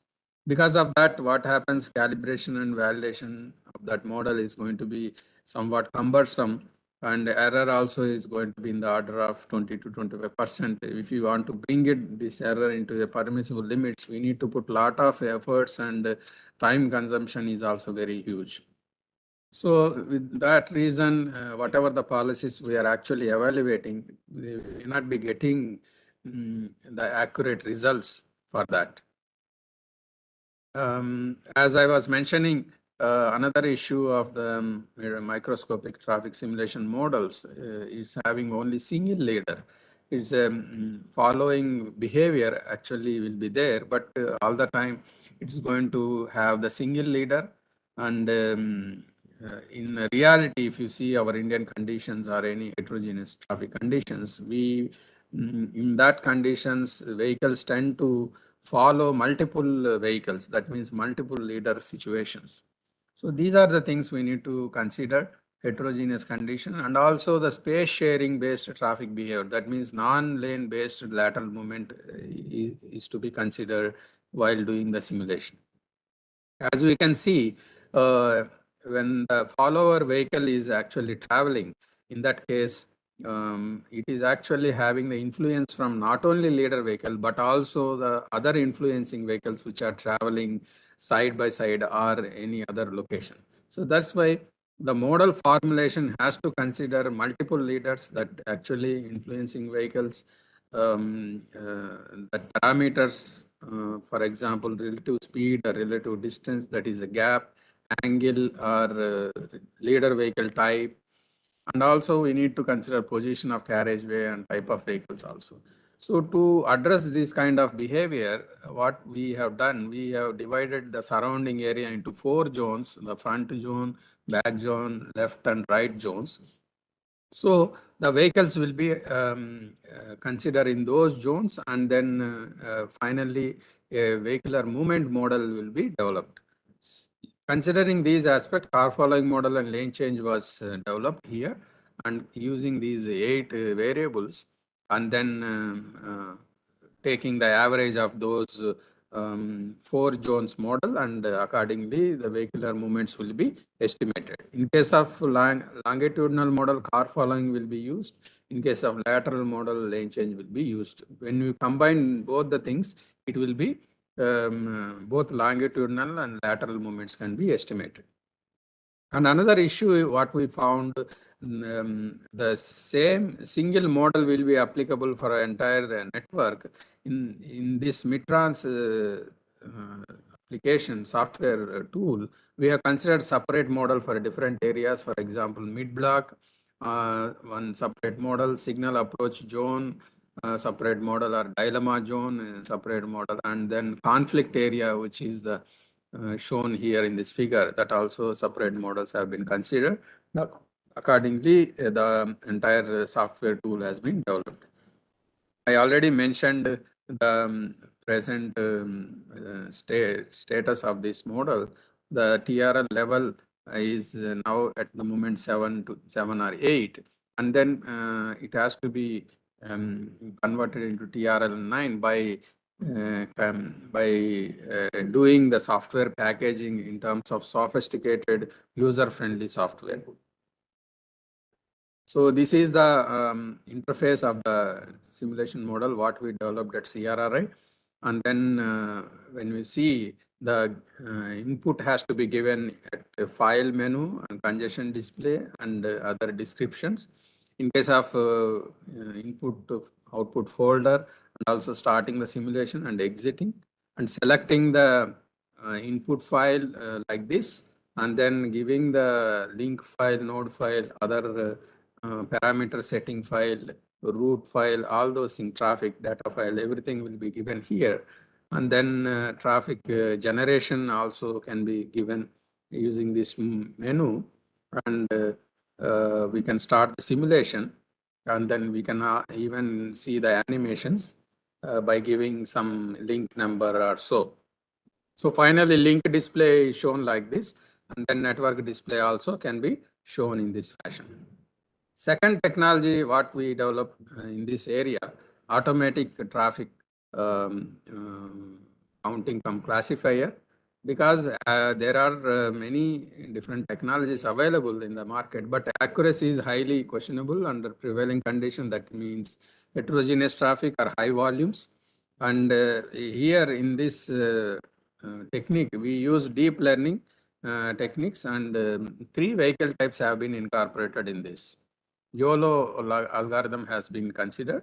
Non-maximal suppression technique was used for this technology. So this is the process how we are using. Different menus are there, yes, how to start and video uploading, and then accordingly analyzing, and finally report generated. If you see this slide, the result also is quite encouraging. So the error is within the limits, and when we consider this NMS technique, then the error is reducing quite significantly. So the tool which is actually developed is quite well performing. Now it has to be taken into a different level by considering other vehicle types also. So this is another technology where the future work is going on, and then final outcome is going to be ready. Another application what we have done at CRRI, generating the signboards using this IRC 67 guidelines. Using this application, we can generate that signages like board dimension, text dimensions, arrow dimension, other borders, everything based on the design speed. When you give the design speed and type of the sign and other inputs, then automatically the signboards will be given, design of the signboards will be given. As I was mentioning, another technology, fuzzy logic based mode choice model. Here also fuzzy logic rules were used, visual basic based application, and then giving the inputs of control file, and then fuzzy rule base, and then the data. Then we can develop the output of getting these cross classification tables. That means prediction accuracy, which is the main parameter for mode choice model. So using these this application, the mode choice model can be calibrated, and then appropriately different transport policies can be evaluated appropriately. Another software tool was developed at CRRI to show the network having different parameters, for example, traffic volume or congestion or travel time, whatever the parameter we give as input, it will be using the links and nodes and their coordinates data, and then showing the network in this fashion. So these things can be given taking different inputs, and then accordingly it shows the output in this fashion. We can take the options of different ranges or different colors, thickness of lines, zooming, and position of the screen. Everything is possible in this software. And another one is VKT and emission estimator. For that, we need to give network details, links with its length, and the traffic volume, emission factors, and depreciation factors. When we give these as input, and final output is going to be vehicle kilometers traveled link-wise, total traffic load vehicle-wise, total air pollution loads vehicle type-wise. For that, MS Excel-based application was developed. You can see the output, how it is going to come in this fashion. So these are all some of the technologies which was developed in CRRI, which needs some kind of a packaging task, so that the user friendliness can be improved, and then it can be taken to the real users, so that the effectiveness in evaluating the transport policies can be done. Coming to the potential areas for research to develop technologies, what we were thinking, like transportation system analysis and travel demand forecasting is one area where we can think of developing some kind of software solutions. Though we have different softwares, but considering the Atmanirbhar Bharat and import substitution, one has to think in this direction. Another one is parking analysis, increasing TRL for simulation software and AVCs, as I discussed, and the software packaging for different tools. Collaborations can happen in this area as well by doing the brainstorming sessions to understand the demands of the industry, by discussing the needs of the nation, and carrying out some MOUs so that we can work in the focused directions, and having some kind of scientist meets or exchange programs to further discuss the collaborations and formulate the new projects in the area of high demand and needs of the society. So in these areas, we can focus to have the collaborations. With that, I end my presentation. Thank you for your patience. Yeah, thank you, Dr. Madhu, for bringing out the various achievements of CRRI, along with possible collaborations for further in taking further big strides in software developments for other related areas of transportation. So taking cue out of it, I just invite Mr. Manraj Singh Bains, who is a director and co-founder of Unitrans Mobility Solutions Private Limited. He is a certified PTV certified trainer on the different softwares which are provided by PTV, which is VSUM, VSIM and all. So that way he is one person who happened to do dissertation at CRRI with us, and now he has risen to the level of even the young entrepreneur. Nice to see he has reached such a high esteem. Over to you, Mr. Mr. Manraj. Thank you, sir. Thank you. And good evening to all the dignitaries and panelists, and also good evening to all the participants and the fellow speakers. First of all, I would thank you, CRRI, for inviting me in this very insightful, interesting session.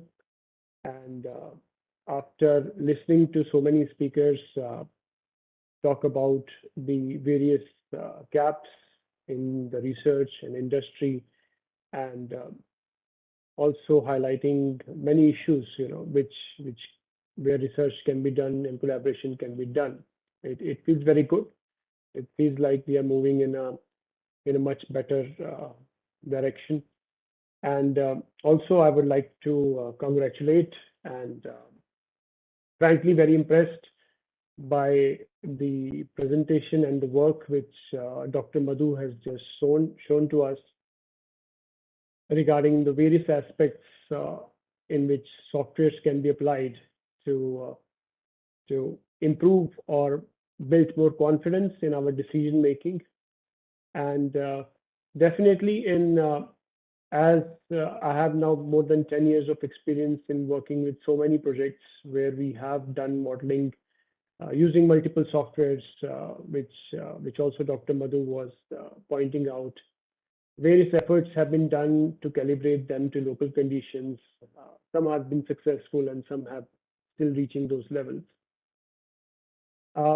But definitely there are still gaps, and one of the major gaps when we are dealing to apply softwares which are such a standard when we are working outside let's say India, is that we do not currently have any set micro simulation guidelines which can help the consultants or the industry as well as not only the user but also the person who is going to evaluate such kind of details. So we work in various cities in India, and you will see that there's such a huge gap on how one consultant represents a micro simulation and a modeling study, and how other consultant is going to represent the same study. I have seen cases where some people just use it for visualization rather than using the tool for the purpose it is developed. So work on proper guidelines, no matter which software you are using, and hopefully we will use MITrans. I hope I got the name right soon as well. No matter which software we are using, a proper set of guidelines which both the user and the client, be a local authority or PWD or DDA, they can both understand and actually take the best results out of this. Guidelines can focus on how data, what kind of data has to be input, what kind of output has to come on. I mean, I'm no one to say about that. We have various experienced person here who might probably already be aware of this gap which is available. Secondly, I just have one or two more points which I can talk about. In terms of when we are working with the software applications, there's a lot of data which is collected. I think this point was in a way covered earlier as well. And I have seen various industry consultants collecting data for the same junction every year, every second year. So we are working on the same city, on the same junction. There's a different consultant who is going to collect the data again and going to build the model again, and maybe do the same exercise again. So which sometimes feels can be avoided if we do have a centralized database and we do have a framework in which whoever collects the data, it can be verified, it can be tested. And then when we are applying softwares, no matter which softwares to get to test our scenarios or to have confidence in our proposals, we can use one validated database.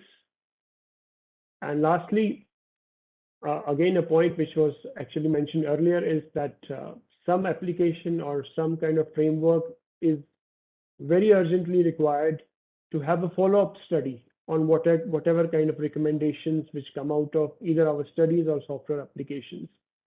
Many times we do a job, it may get even implemented, but we also need to understand what was the results and then use those results to further recalibrate these applications and also learn from those aspects. So with this short talk, I would end what I had to say. Thank you so much again. Yeah, thank you, Mr. Manraj, for putting it very short and precise way how the data collection becomes sometimes superfluous in nature, and also other stuffs like that need to have a standardization of the things. Really, I hope in that area we should be able to work on it and then bring out our more focused way of doing it. So now I invite traffic and another expert on this area who is working, who has done his is about 10 years experience in city business planning and project supervision. Is Mr. Naveen Sharma. He has done his masters from SPA in New Delhi, where I happen to be guide for him, if I remember correct. So he is a person who was working presently in the organization called, I've forgotten your organization name. KPMG, yeah, correct, KPMG. And so invite you, Mr. Naveen, to work on, make your presentation. Thank you. Naveen? Yeah, good evening, everyone. I hope you can hear me. Yeah, you are audible. Great. Thank you so much, Dr. Velumogan, for a very quick introduction. And I would like to thank CRI, CSIR for such initiative and all eminent scientists there on the dais. Thank you for a beautiful presentation, Dr. Madhu, wherein idea about what are the different software packages CRI is working upon. So I'll just give you a brief background of what KPMG does in this field. So we have about 22,000 employees working in India for KPMG, and our prime focus is on audit. We are one of the big four. So I report to a particular sector which is called as infrastructure, government, and advisory services. So we are working for almost 25 smart cities in India, as well as working on some of the marquee project on road safety, where we are helping Maharashtra, Assam, and a couple of more states in transportation background. So when I see the application of software in traffic and transport modeling field, so these are typically of three typology. One, wherein we have those planning and strategy model created, which help in the part of planning of the city. Second, in terms of evaluating the infrastructure which is currently available or proposed under certain studies. And the third one is during the operation phase, where those intelligent transportation system and hardware and software comes into picture, which makes the life easier for the traffic management for administration and operator of the cities. So these are the three major areas in software applications work in the mobility. So as rightly mentioned by Dr. Madhu, that there are automatic traffic counter and classifier technology, which we are working upon and we are making it towards the masters. But what is happening on the ground is, so if we see an example of dynamic signal system, therein the input which is going is in terms of only 3 or 4 vehicle typology, which anyhow creating those platform, those application incapable of outputting the demand which needs to be managed through those software and applications. So that is one area, I guess, the research institutes, the academician needs to come closer to the industries and help them to materialize those technology which is available and making them fruitful to capture the demand or working towards the evaluation or performance side. So I see 4 area of research which can be worked upon between the collaboration of industry and research institute. Number one is the capacity building which is required for the government officials, which actually helps industries, consultants to bring them the knowledge of what transport planning software packages work with and how they help in improving the major infrastructure system in transport field. Second, if we can have a collaboration of maturity of existing technology and software system which are working in smart city. So there are 100 smart cities which has been announced by government of India, and there are about 1,000 crore pulled in for each and every city. Most of the system, if we see, is working around the mobility sector in the city, and they are investing about 300 to 400 crore each city on intelligent transport management system. But what we see is a lack of those platform, lack of these kind of real-time strategic and simulation model system, which are required to be a brain of those system to work upon. Third, I guess, which comes from the second point itself, the real-time application and utilization of simulation and strategic model, and working as a brain for traffic management system, traffic management of the city, and then making the traffic operation more scientific driven solution. Then finally, the fourth is the tools for utilization of probe-based data. That's what Manraj have also mentioned, that we in how getting it at a point wherein every consultant is collecting data on junction each time he goes and perform the study. So those kind of utilization of tool and the guideline and maybe an SOP to work upon those probe-based data, which is helpful in getting in the current situation. That's all from my side. Over to you, Dr. Yeah, thank you, Mr. Naveen, for making it very precise. Thank you. And so now we will take up some questions or some queries or some observations. One has come from our RC chairman, Professor P.K. Sikdar, to Mr. Manraj Bains. The manual of the software, any software, gives all the capabilities the software has. In case of some of the Indian clients, they are not with the knowledge that will demand the analysis and outputs from a software. That is the reason why a software is used, not exploiting the entire capability. That is what Professor Sikdar's observation is. You want to throw any further your observation, Mr. Manraj? Yeah, thank you, sir. Maybe, sir, I was not clear. I was speaking about guidelines for micro simulation studies, which we are doing, which of course, every software has its own pros and cons, and some may be more useful in some conditions and some may be less useful. But if we refer DMRB, that is the UK guidelines, or if we go to a US guidelines, there are fixed guidelines on how a consultant is going to use, what kind of data he's going to collect, how the data is going to be used, and what kind of outputs we will get. So those guidelines will streamline this process, because at this moment, if you give a micro simulation work to 5 consultants, all of them will come up with some different methodology and some different kind of result as well. And this is my own experience from working with more than 200 projects I have worked in where we have used micro simulation and modeling.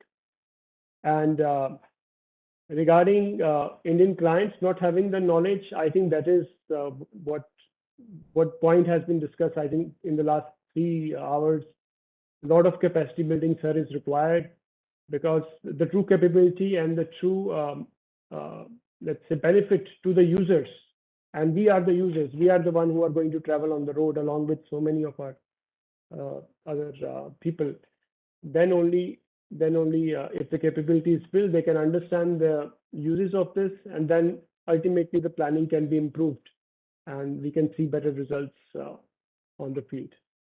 Thank you, sir.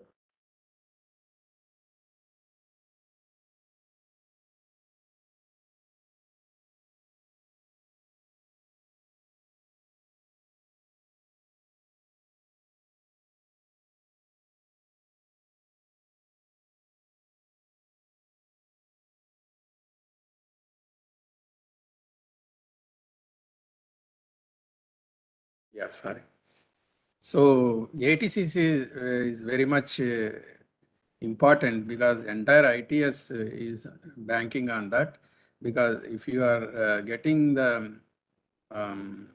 error data, then obviously the system is not going to perform up to the mark, and then the outcome is also not useful for anybody. So we are working in this project ATCC. It is ongoing, and then we are hoping that it will be finished in next 6 months, reaching some level. And then after that, we may have to have some industry interaction so that it can be further improved and then tested effectively so that all the stakeholders can use, and then really the benefits can be harvested out of that. We are trying our best. We'll hope that in coming 6 to 9 months, then we will have some shape in this direction. Thank you, sir. Thank you. Thank you. Thank you, Dr. Madhu, Dr. Mr. Manraj Bains, and Mr. Naveen Sharma for throwing your viewpoints, and we hope your association will continue with us in this taking up some specific research project which we can showcase it and also take the benefits for both the institute organizations. Thank you, both of you. Now I hand over to Dr. Madhu. You want to invite Mr. Devendra Singh, Dr. Devendra Singh, CSIR headquarters. Are you available? Yeah. Yeah. We have in our midst Dr. Devendra Singh from CSR. We are requesting kindly have your observation quickly on this event.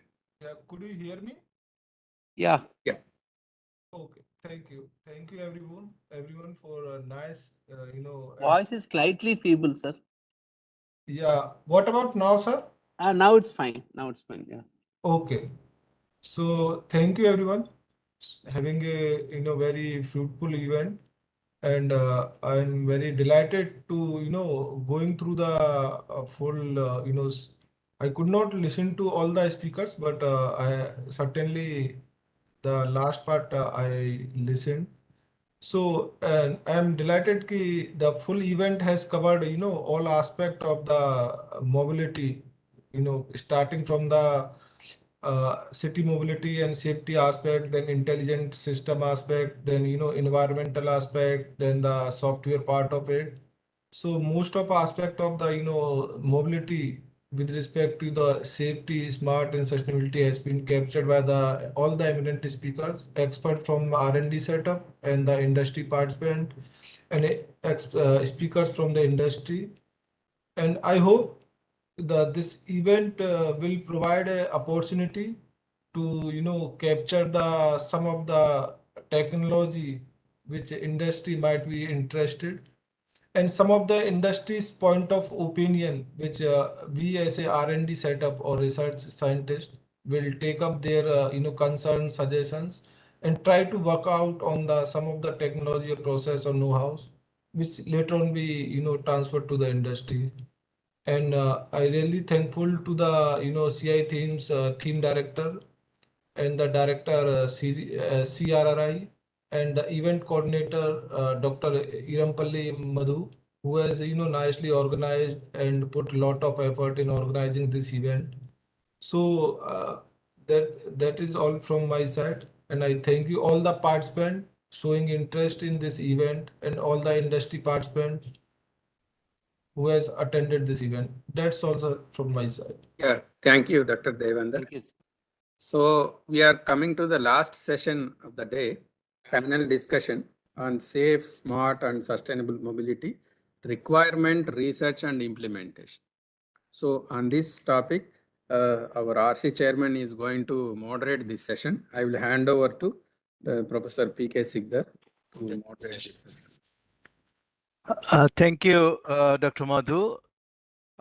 We are almost 28 minutes late. No problem.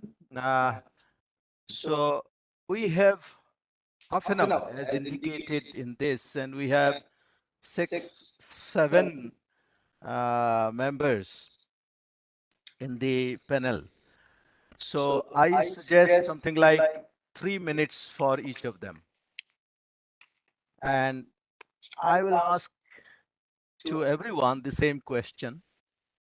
And I would say that we have heard all the 5 areas in detail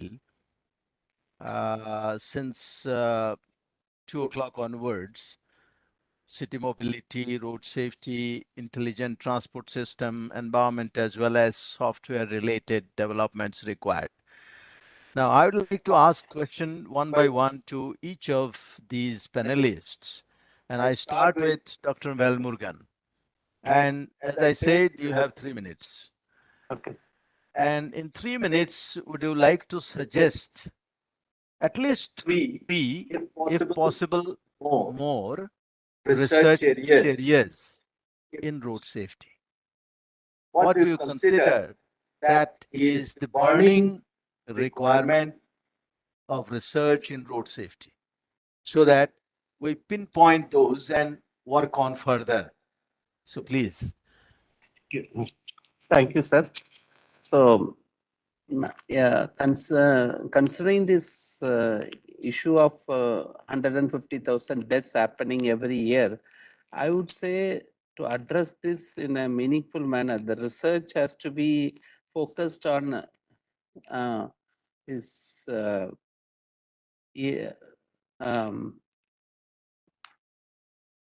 safety aspects has to be taken up in a maybe 2 to 3 different ways. One is not there. First, These 2 not there. Pradeep going is there. in for understanding the various corridors which we need to technology based. If I want to say from the technology based solutions, the first technology based solution I would expect is whatever we are trying to do it in a very smaller way in the IRA sort of projects, wherein we are trying to use artificial intelligence or machine learning algorithms, that need to be expanded. That is one way, because if at all becomes successful, because we are able to showcase it, because with the way the results are coming, it may be possible to be taken up. But for that, the second point which comes there is who will be funding it. For that, I would expect what is happened when the Japan went in for ITS implementation. They kept like the Prime Minister of the country as a chairman of it. So that kind of mindset is expected at the political will. That is one perhaps. In that case, what I mean there is political will means in terms of some sort of a funding coming from the relevant agency to support it, so that the things can be, research can be showcased, and research can be further done, and also it can be implemented. So this is the 3-pointer way I expect safety can be done from technology based solutions, whether be it AI or be it any other sort of solutions. Thank you. Okay, thank you. Thank you, Dr. Velu. I would now go to Dr. Neeraj Sharma and ask the same question. What do you think the 3 areas of research that is urgent need on the environment? Thank you, sir. My first, I would recommend keeping in the global warming related aspect and decarbonization of transportation sector and other related aspect, I would suggest the first thing we should consider the aspect related to global warming related civil engineering structures and taking care of the extreme flooding events like mitigation adaptation measures should be taken into consideration while designing the most of the civil engineering structure which are generally being proposed for the sustainable mobility and sustainable transportation related aspect are structures. Second thing I would like to say, most of the sustainable mobility and sustainable transportation related issues like noise pollution, air pollution, and naturally the, as I mentioned, carbon footprint related aspect needs to be more widely, uh, more ways it has to be integrated into decision making process. And most of these civil engineering structures now which are being built nowadays for sustainable mobility and sustainable transportation, they need to compliance with the various environmental issues and laws like environmental clearances process and various environmental laws like Environmental Protection Act, air pollution, noise pollution related aspect, and need to be integrated in decision making process so that we can easily achieve the object of the sustainable development goals and also the national clean air program and also the objective which are envisaged in the national action plan for the climate change of the government India. Thank you, sir. Thank you, Dr. Neeraj Sharma. Now, can I go to Dr. Madhu asking the same question? I mean, can you say what are the three specific software or software for three specific transportation problems which you would like to see they are developed in next 1, 2, or 3 years? What are those? Thank you, sir. Yeah, we were discussing from the afternoon, 2 p.m. onwards. So how we can have the research collaborating with other people, especially industries. See, because collaborative research is highly essential these days because one single organization may not be having full knowledge on the particular aspects.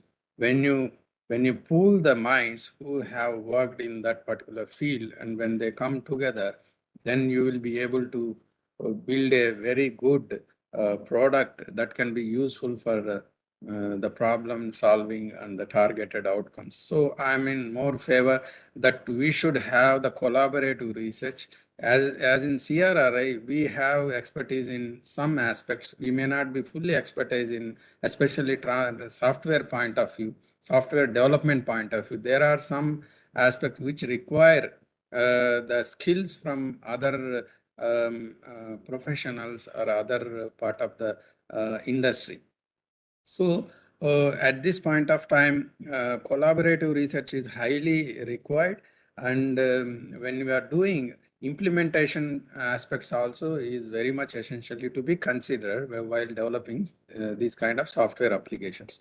As Chairman Sir was asking, in my mind, I will also agree with Manraj Singh. Microscopic traffic simulation is essentially has to have standard microscopic traffic simulation softwares which can consider the local problem more effectively so that the policies can be evaluated effectively. Secondly, what I will also emphasize AVCC, automatic vehicle counting cum classifier, because we have a lot of technologies in ITS and we have implemented also, but not reaping any benefits because of this problem of vehicle detections. We are failing in that part and we have to put a lot of efforts in this area.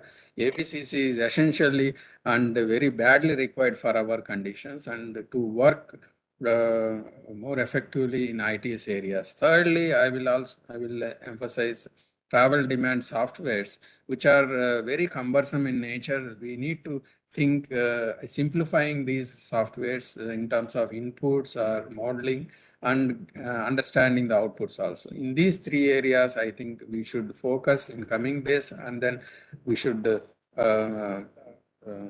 reach to the reaching the higher accuracy in terms of evaluating different policies and addressing the problems. Thank you, sir. Thank you. Thank you, Dr. Madhu. And I'm told Dr. Paul and Mr. Samir Sharma, they are not there. Let me check if they are there at all. Mr. Samir Sharma, are you there? Or Dr. Paul, have you been able to join from your busy schedules? If not, then we'll proceed with other members of the panel. They appear to be not available. So I go to Dr. Ravi Kumar from CDAC. Dr. Ravi Kumar, are you there? Yes. Okay, good, good. Can you say actually that your question is slightly different than others? I mean, you know what all technologies CDAC has developed.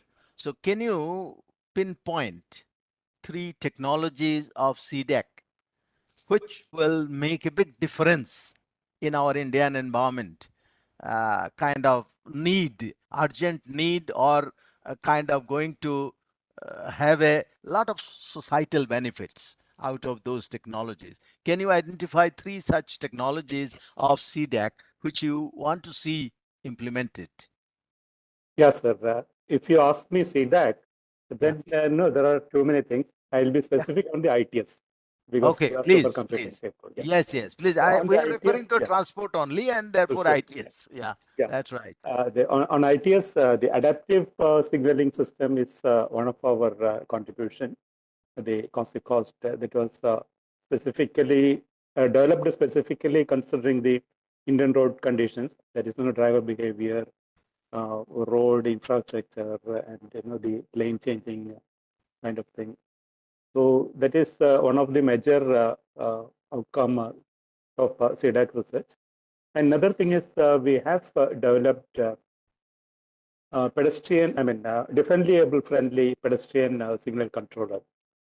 That is, we have at pedestrian crossings, we can have a pelican controller. So if you give a demand, that takes that, some green time for every person. Like, so there are some standards also applied on how to compute that, calculate that crossing time and all, like 1.2 meters per second. And that is for the 85th percentile, 15th percentile speed of, walking speed of the crowd and all. But it may not be proper for differently able people also, people having disability, visually impaired. So we have developed a solution that using a smart card or by detecting the smart cane, which developed to a IIT Delhi. So it can automatically detect that, and it gives more time for such pedestrians to cross the road. And it gives different tones also for that, the partially visible or blind pedestrians. They also can cross the road motorway safely. So that is another thing which enhances the pedestrian safety. Another product what we have developed is emergency service vehicle priority system. So it identifies the ambulances or the other emergency service vehicles automatically and provides a green corridor. So that is another product, and of course we have the bus priority system and many others. So these are the 3 specific things I would like to mention, sir. Okay, thank you very much. These are really important ones. Now we have, we have Mr. Pradeep Kumar, and I would request him the same question to say 3 technologies you want to see developed, and CRI can develop.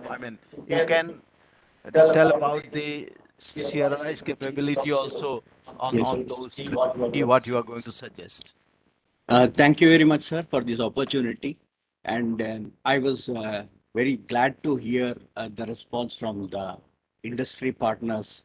I had a view in mind of um, that we have the capability and there is a need for reaching to the needs of the society. There should be a collaboration with the industry, and all those points which I thought I should share were expressed by them. So I am so happy to hear about it. What is important is related to the studies which we are doing is one is on electric vehicle mobility. So electric vehicle has a different characteristics than of the other present conventional internal combustion engine vehicles. It has a different acceleration characteristics. It has a different acceleration, deceleration, braking characteristics.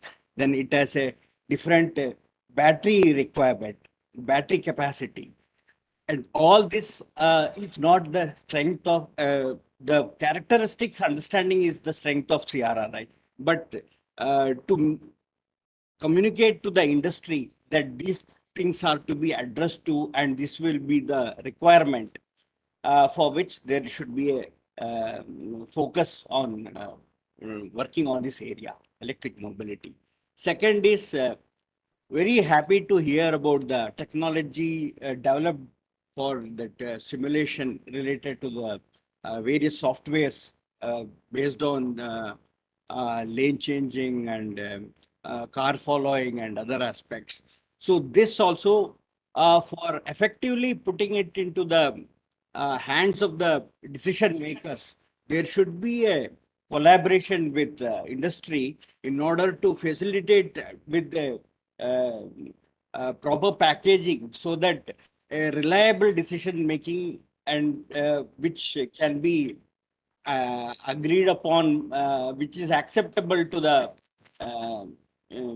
uniformity in the same results coming from different users should be looked into. Third is about conflict related aspects of driver behavior at like we have in-house projects going on understanding the driver behavior, surrogate model development and all. This also that is understanding the driver behavior is one aspect. This also, for it to go forward, there should be a taker from the industry to bring the end product to the market, for which my specific request is to our CRI colleagues is there should be a market potential and financial model as expressed by the industry. It should also be worked and identified the beginning itself who are the potential industry people who can take it forward. Thank you very much. Thank you. You touched really the concluding comments that I would have liked to do that. So you have covered much of it. Thank you very much. Now, it's 15 minutes beyond the original planned time. So do you think we can continue for a few more minutes or we should conclude? From you, because No, that's right. That will be there. So we have heard from all the panelists, and since time is running out and we are already overshooting by 15 minutes on that. So what I would say in terms of concluding remarks is that the ideas that I have been able to collect at the end as the summary of what the researchers think in terms of research needs of the country, they're all valuable. That's right. So if we consider 1, 2, 3, 4, 5, 5 into 3, 15 major ideas have been collected already in this, which, of course, there are, I mean, probably even more than these 15 ideas, which are the burning issues. But these appears to be some of the significant ones. Now, naturally, obviously, we all are looking for smart, sustainable, and safe mobility. Not necessarily only in the urban areas, it should be across the whole country, urban and rural. Under both conditions, we should have. And really, we have discussed through these last 3.5 hours the various technological interventions which can make both urban as well as rural areas smarter, safer, and as well as sustainable. So all that is relevant, no doubt. But question is, we have to prioritize. I mean, as we have been saying, that government has set out so many missions to achieve various societal uh, goals or kind of improving living standard of the people of this country in so many different ways. So all that are already there. But question is, we have to feed all our research into those missions so that they all gel into those requirements of society, and obviously they will catch the imagination of the politicians, industry, as well as any funding agency. So what is required is that we have to see the relevance as well as the importance of a technology that we want to research on or to develop. What at the end Pradeep Kumar mentioned, that we have to look into the kind of market or rather usability of it, or the potential financial model, and all that will probably guide us what is to be researched. Something uh, very unconnected to the societal objectives probably will not catch the imagination of a politician or even anyone. So that aspect is very, very important. And it has been mentioned by someone uh, who mentioned, I'm forgetting right now, that the Prime Minister of Japan. Yeah, yeah. Well, you mentioned Prime Minister of Japan kind of came out with kind of his desire that the country should be equipped with ITS, and there was funding. Now, same thing happened in India. Uh, our Honorable Prime Minister, the then Prime Minister, Mr. Bajpayee, after seeing the road system in America, came and woke up in the morning to ask for the NHDP, north south, east west corridors, etc. And that's how we changed the purpose of roads from that day onwards to the things that we see today.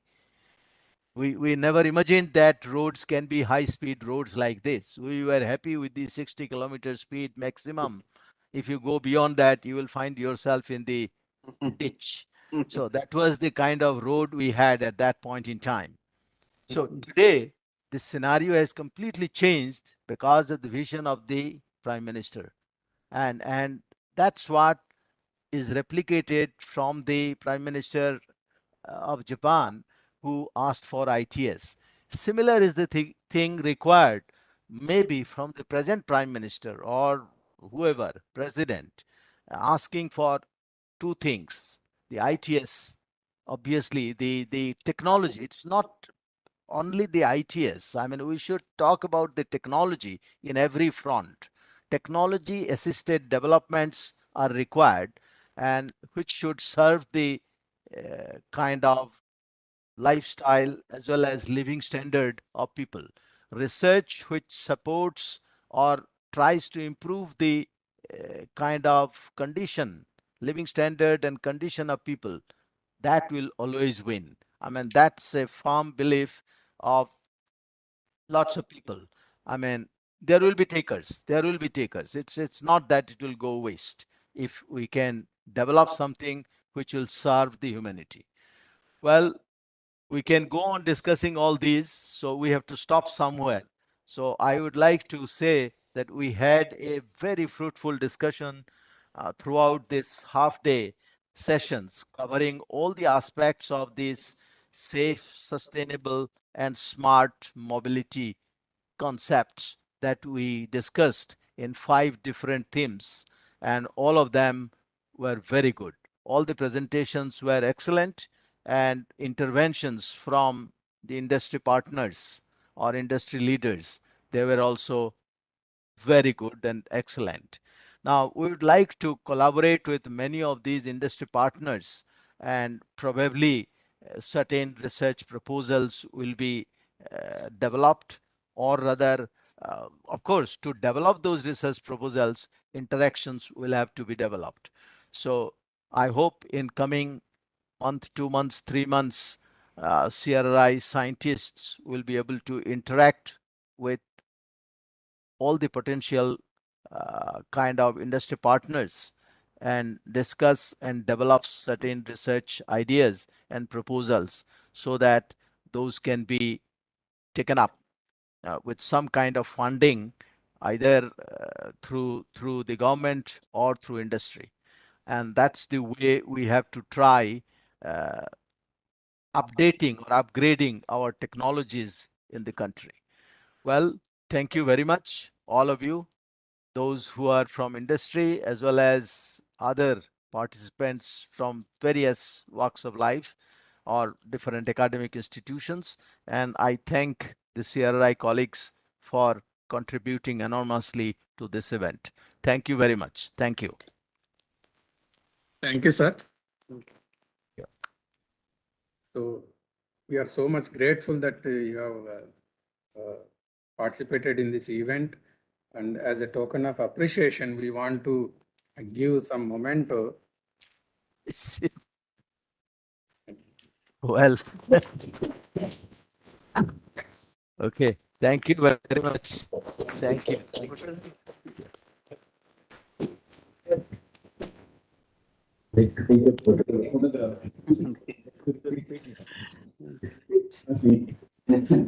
You want to repeat? Thank you. Thank you. Thank you. Now I will propose formal vote of thanks. It is my privilege to propose this vote of thanks. Firstly, I would like to thank our director, Dr. Ranjana Agarwal, for extending her support to conduct this high event and giving some welcome address touching all the aspects of CRRI and expertise of CRR. And I will also thank Dr. N. Anandavalli, Director of CRC, for her support also in conducting this iconic event. And I will be grateful for Professor P.K. Csir for accepting the invitation to deliver the plenary talk, and also excellently conducting the panel discussion, which has given more thoughts how to go about in future in having the association with the industries. And I will also thank our CRRI colleagues, firstly Dr. S. for effectively conducting the entire technical session, and my colleagues who has given a presentation, Dr. C.H. Ravishekar, Dr. K. Ravinder, Dr. A. Mohan Rao, Dr. Naseem Akhtar. And also I will thank industry professionals who have agreed for our invitation and given their insights for this iconic event. Firstly, Sri Sotinder Kumar from NCRTC, Sri Parin Visaria from ITDP, and Sotinder Kumar from TF, and Dr. Ravi Kumar from CDAC, Dr. Caleb from Bosch, and Sri Mashudan from Prakasa, Sri Sanjay Rizpur from Getzner, Sri Pandra Singh from Unitrans Mobility, and Sri Naveen Sharma from KPN. And I also thank Dr. Neeraj Sharma and P. Pradeep Kumar also for participating in this panel discussion. And I will also thank Dr. Devendra Singh from CSIR for extending his all-time support for conducting this event. And I will also thank CCN division and their staff, and also ILT division and staff. And I will lastly, not the least, I will thank Dr. D. Ravinder PME also for supporting us to conducting this event.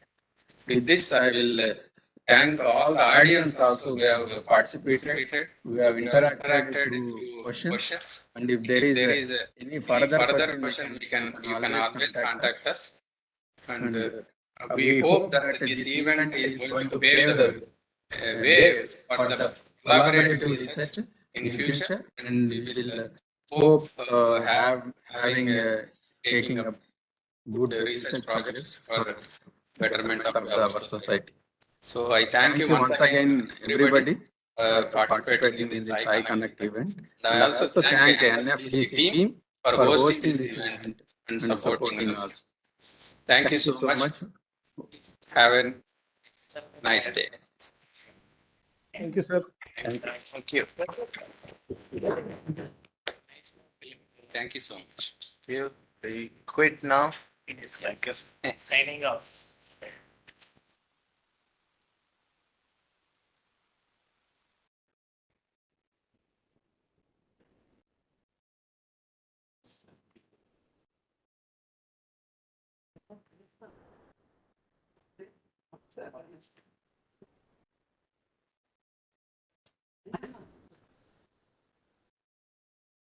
And Abraham says, we don't get paid. For example, we are doing the square to another